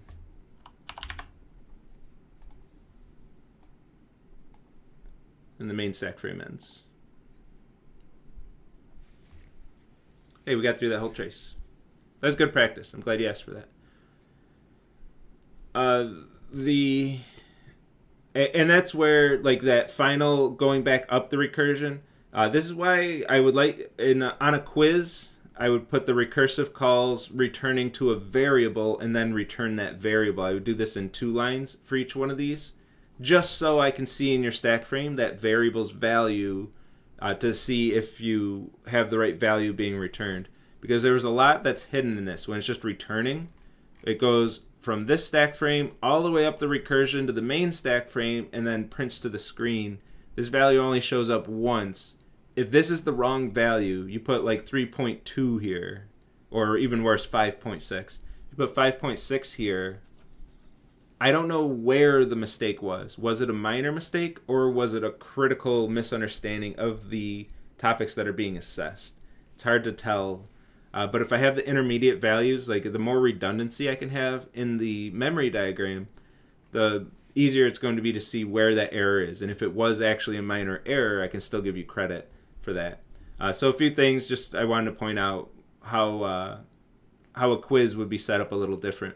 This is the same thing. By the way, if everything's right, if you do it right, then it's always going to be credit. But I want to set things up in a way where if you make minor mistakes, I can still have a chance to give you credit.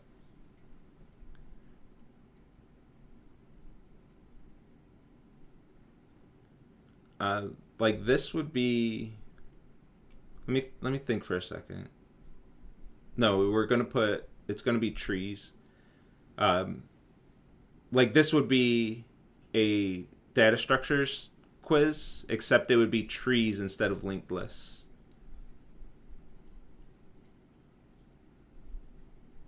And then OOP would be like what we did today in the inheritance lecture. Like those would be the OOP quizzes. Like your linked lists and trees, that's data structures.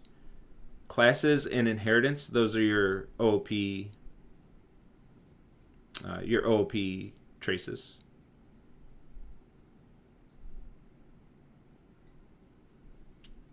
So like in today's lecture proper, when I was like classes and inheritance, and I listed off objects on the heap, constructor calls, references, passed by reference, assigned by reference, superclass constructor calls, and which method is called when you call a method, which implementation of that method. All of those things are the OOP quiz. And then the data structures quiz is like this, like what we just did here. The big thing, the data structures quizzes will have recursion. That's probably the biggest topic that I'm covering there. Because really a lot of what we did here was objects, constructors, classes, references. It was a lot of the same stuff. It's just an application of that where we're creating linked lists and trees using these node-based data structures. But the big thing I will absolutely be assessing on the data structures quiz is recursion. That's why I like this example. That's why I chose this one when asked. Is we have an example of recursion here.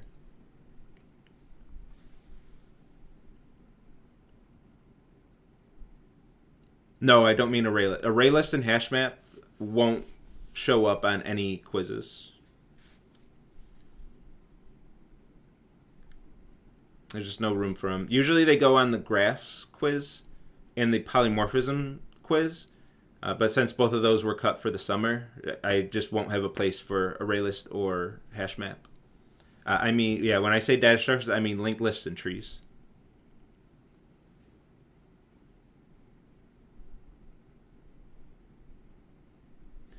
Okay, and we actually did fill up the time. Fill up the time with something really damn useful. Like this right here is going to be excellent practice for your data structures quiz. This is going to be pretty much exactly what that quiz is going to feel like, except it's going to be trees instead of linked lists. And the difference there is your recursion is going to have 2 recursive calls instead of just 1, so it does get a good bit trickier. But when we talk about Tuesday's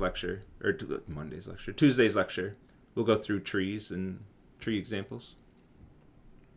You're welcome. All right, I'm going to take my break and then do the 11 a.m. lecture. All right, take care, everybody. See you next Tuesday or in office hours or in the next lecture if you watch both lectures. All right, take care.